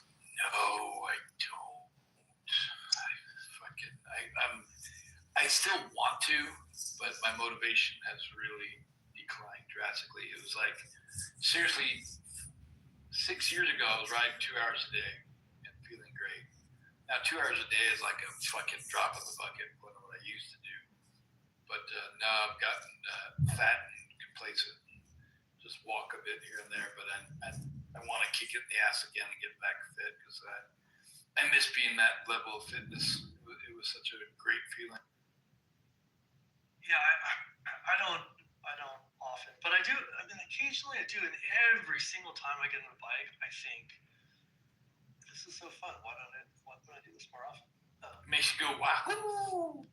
It's just the pure joy of being on a bike. It's just so fun. It's like the coolest thing you can do. And even when I'm doing boring stuff, just like road biking down the road, like it's just fun. And I've been doing a little. So one of my resolutions. Where you got that gravel bike, so that's awesome. Yeah, that is a good bike. That was an acquisition last year. It was a used bike. It's cool. And but it's nice. I'm a big fan of disc brakes on a road bike, and that's kind of my previous bike was just a simple steel, but whatever. It's a nice upgrade, and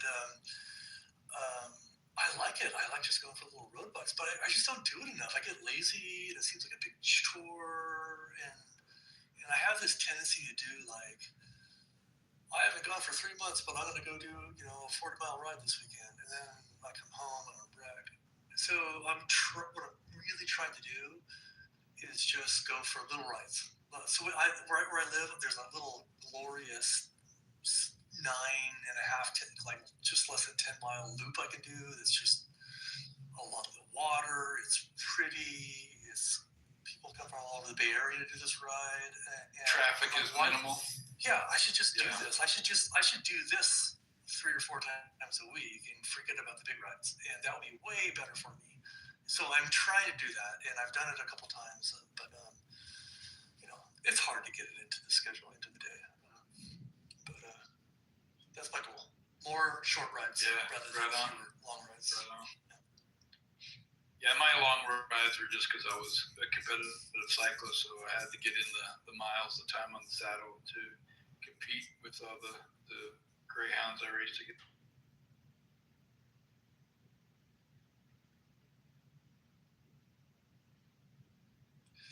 I did a cool ride.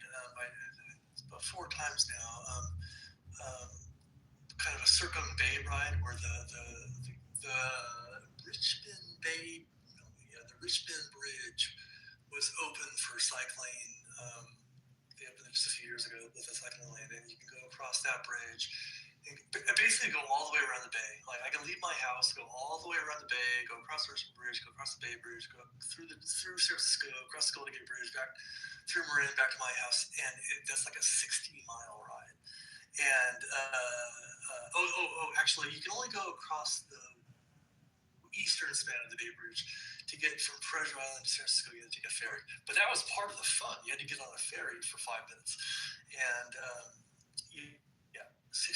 and I did. I love doing shit like that. Like that. That sounds fun. Yeah. The entire ride is like a beautiful view of the bay, and it's just great.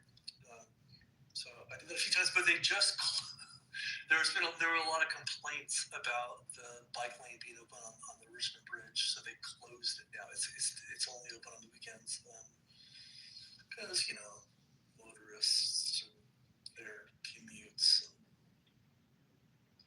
But they have a legit complaint, I guess. But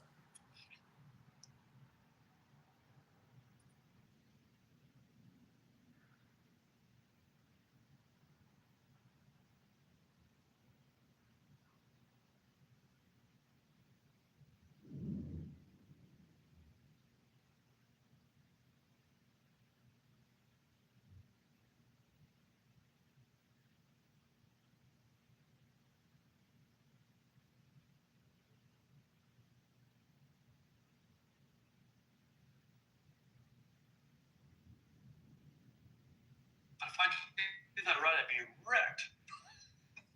Like I would long recovery time. I'd be totally complaining.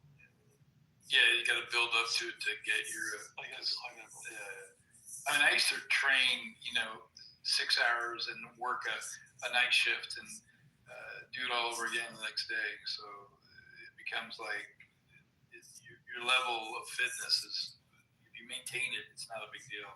But when you let it go, it becomes a big problem. So yeah, my goal is I want to get rid of a lot of the bikes I have in my stable and get a gravel bike and keep my 2.9er single speed.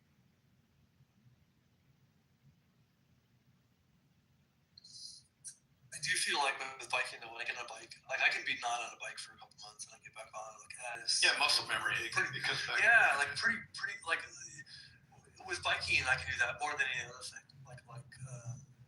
There's a bunch of other stuff I do. Swimming too as well. Like I still have my stroke, right? I don't have the fitness, but I got the technique down. It takes me a couple of days in the pool, and I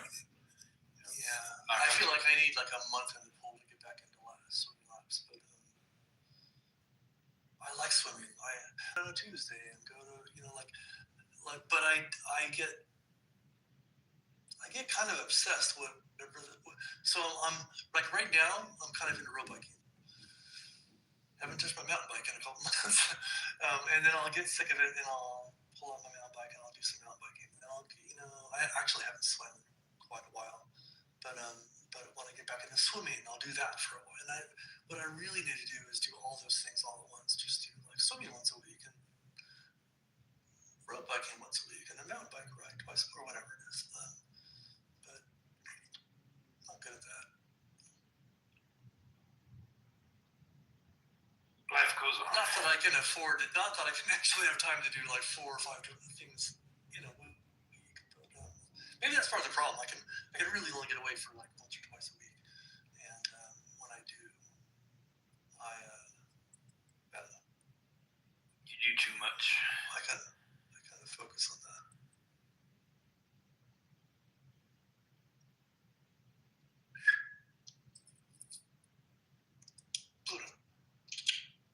Good dog. dog? You're out for hours now.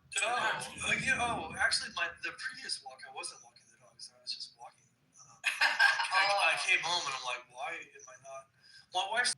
I'm in this great little spot where like I'm sitting on the water, sitting on the dock of the bay.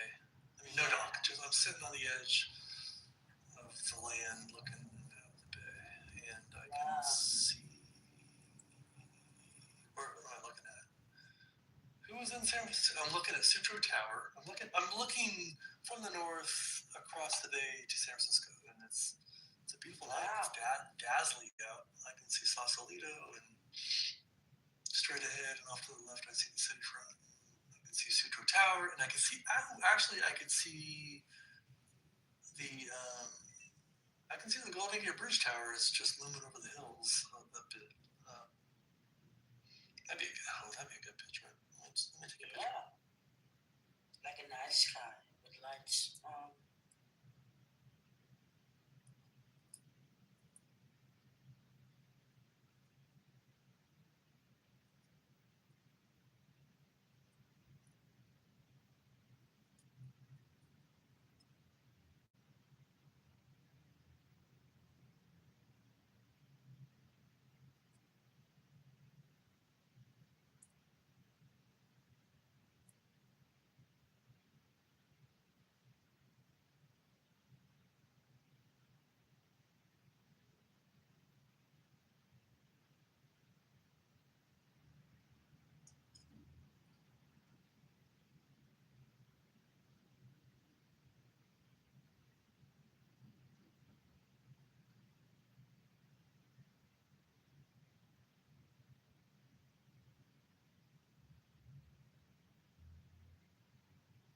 All right, PTR for a little photo. If you're clever enough, that's accurate enough to call in a drone strike on you.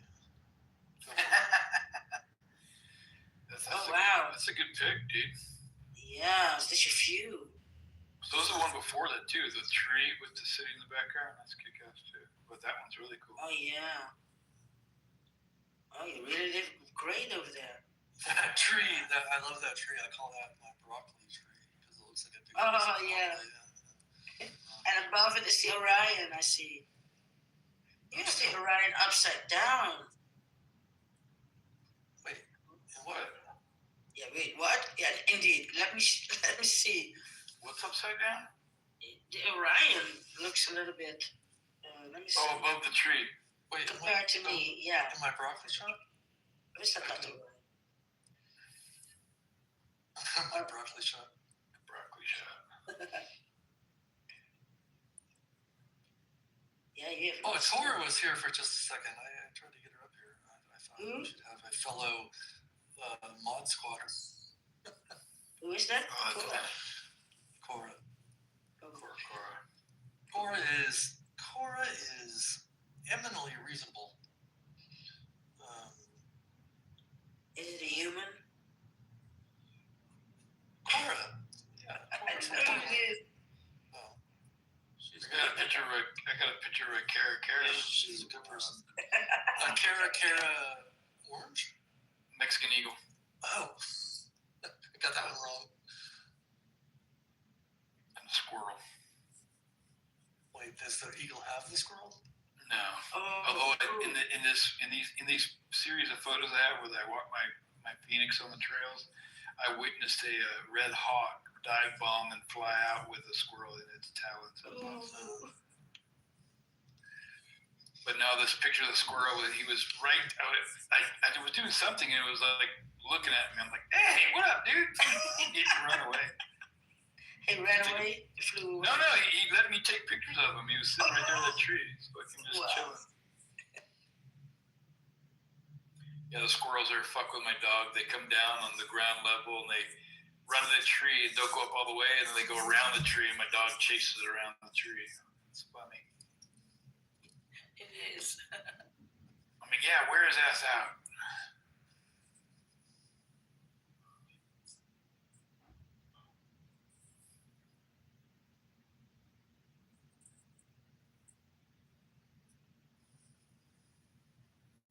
we have this great fence in our backyard, and you can kind of see through the windows from our living room.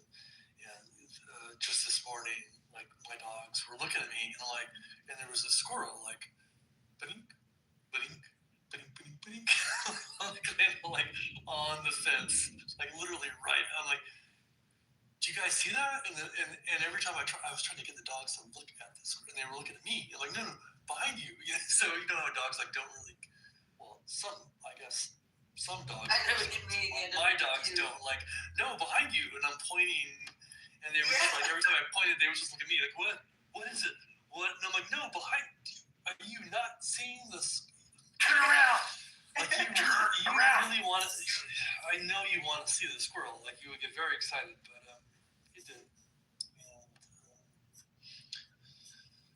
we don't have a lot of squirrels around us. Actually, we have a lot of birds of prey. We have owls, and we have.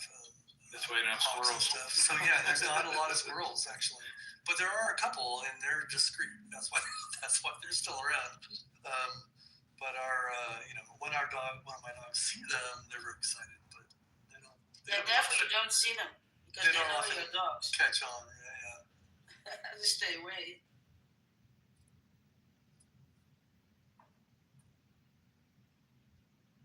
We had squirrels here, like I think brother and sister or something, chasing each other, playing with each other. It's so nice, so cute. But I haven't seen them for 2 years now or something. Yeah, we have an abundance of them here. I can sit in my backyard sipping on coffee and get entertained for hours.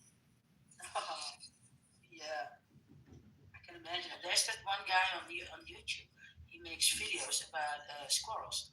So he made a platform in his garden, sort of platform for birds, and with food and everything. And then he's just filming them, and he really did great things, natural things.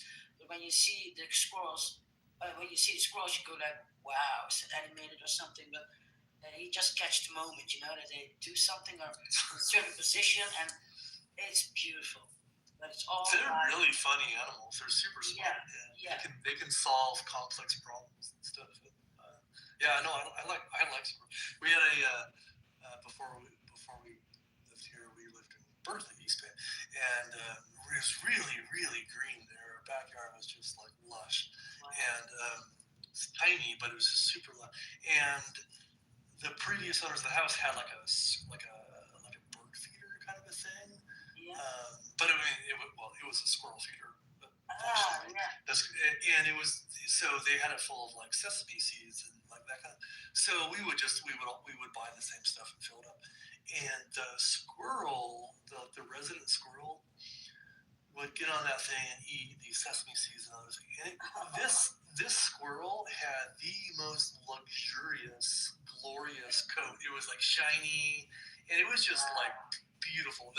And it just got to eat like oily seeds all day. It was the happiest thing, and it was big too, bushy tail. Like it was the healthiest looking squirrel ever, I think. And it was I take credit for that personally. It was just this. It was this wonderful specimen of a squirrel. I've never seen anything like it before. Shiny. And this belly was like white, and it had like gray on the side and the stripes down the back. And good food. Oh, it ate the best stuff constantly and fought the other squirrel. Kind of an asshole squirrel. Like it didn't let any other squirrels near that feeder. But You mean the results were apparent. It's pretty cool. Yeah, the guy has an Instagram too, I guess. And I don't know how I came on that. And I thought it was like show pictures, but it was just him making beautiful. So when it's Christmas, he decorates it with like snow things, and then the squirrels there, and they do things like laying on their back. But it's maybe just 1 second, but he just got the moment, and then it looks so like, wow, he's just relaxing the squirrel. Yeah, that's really good.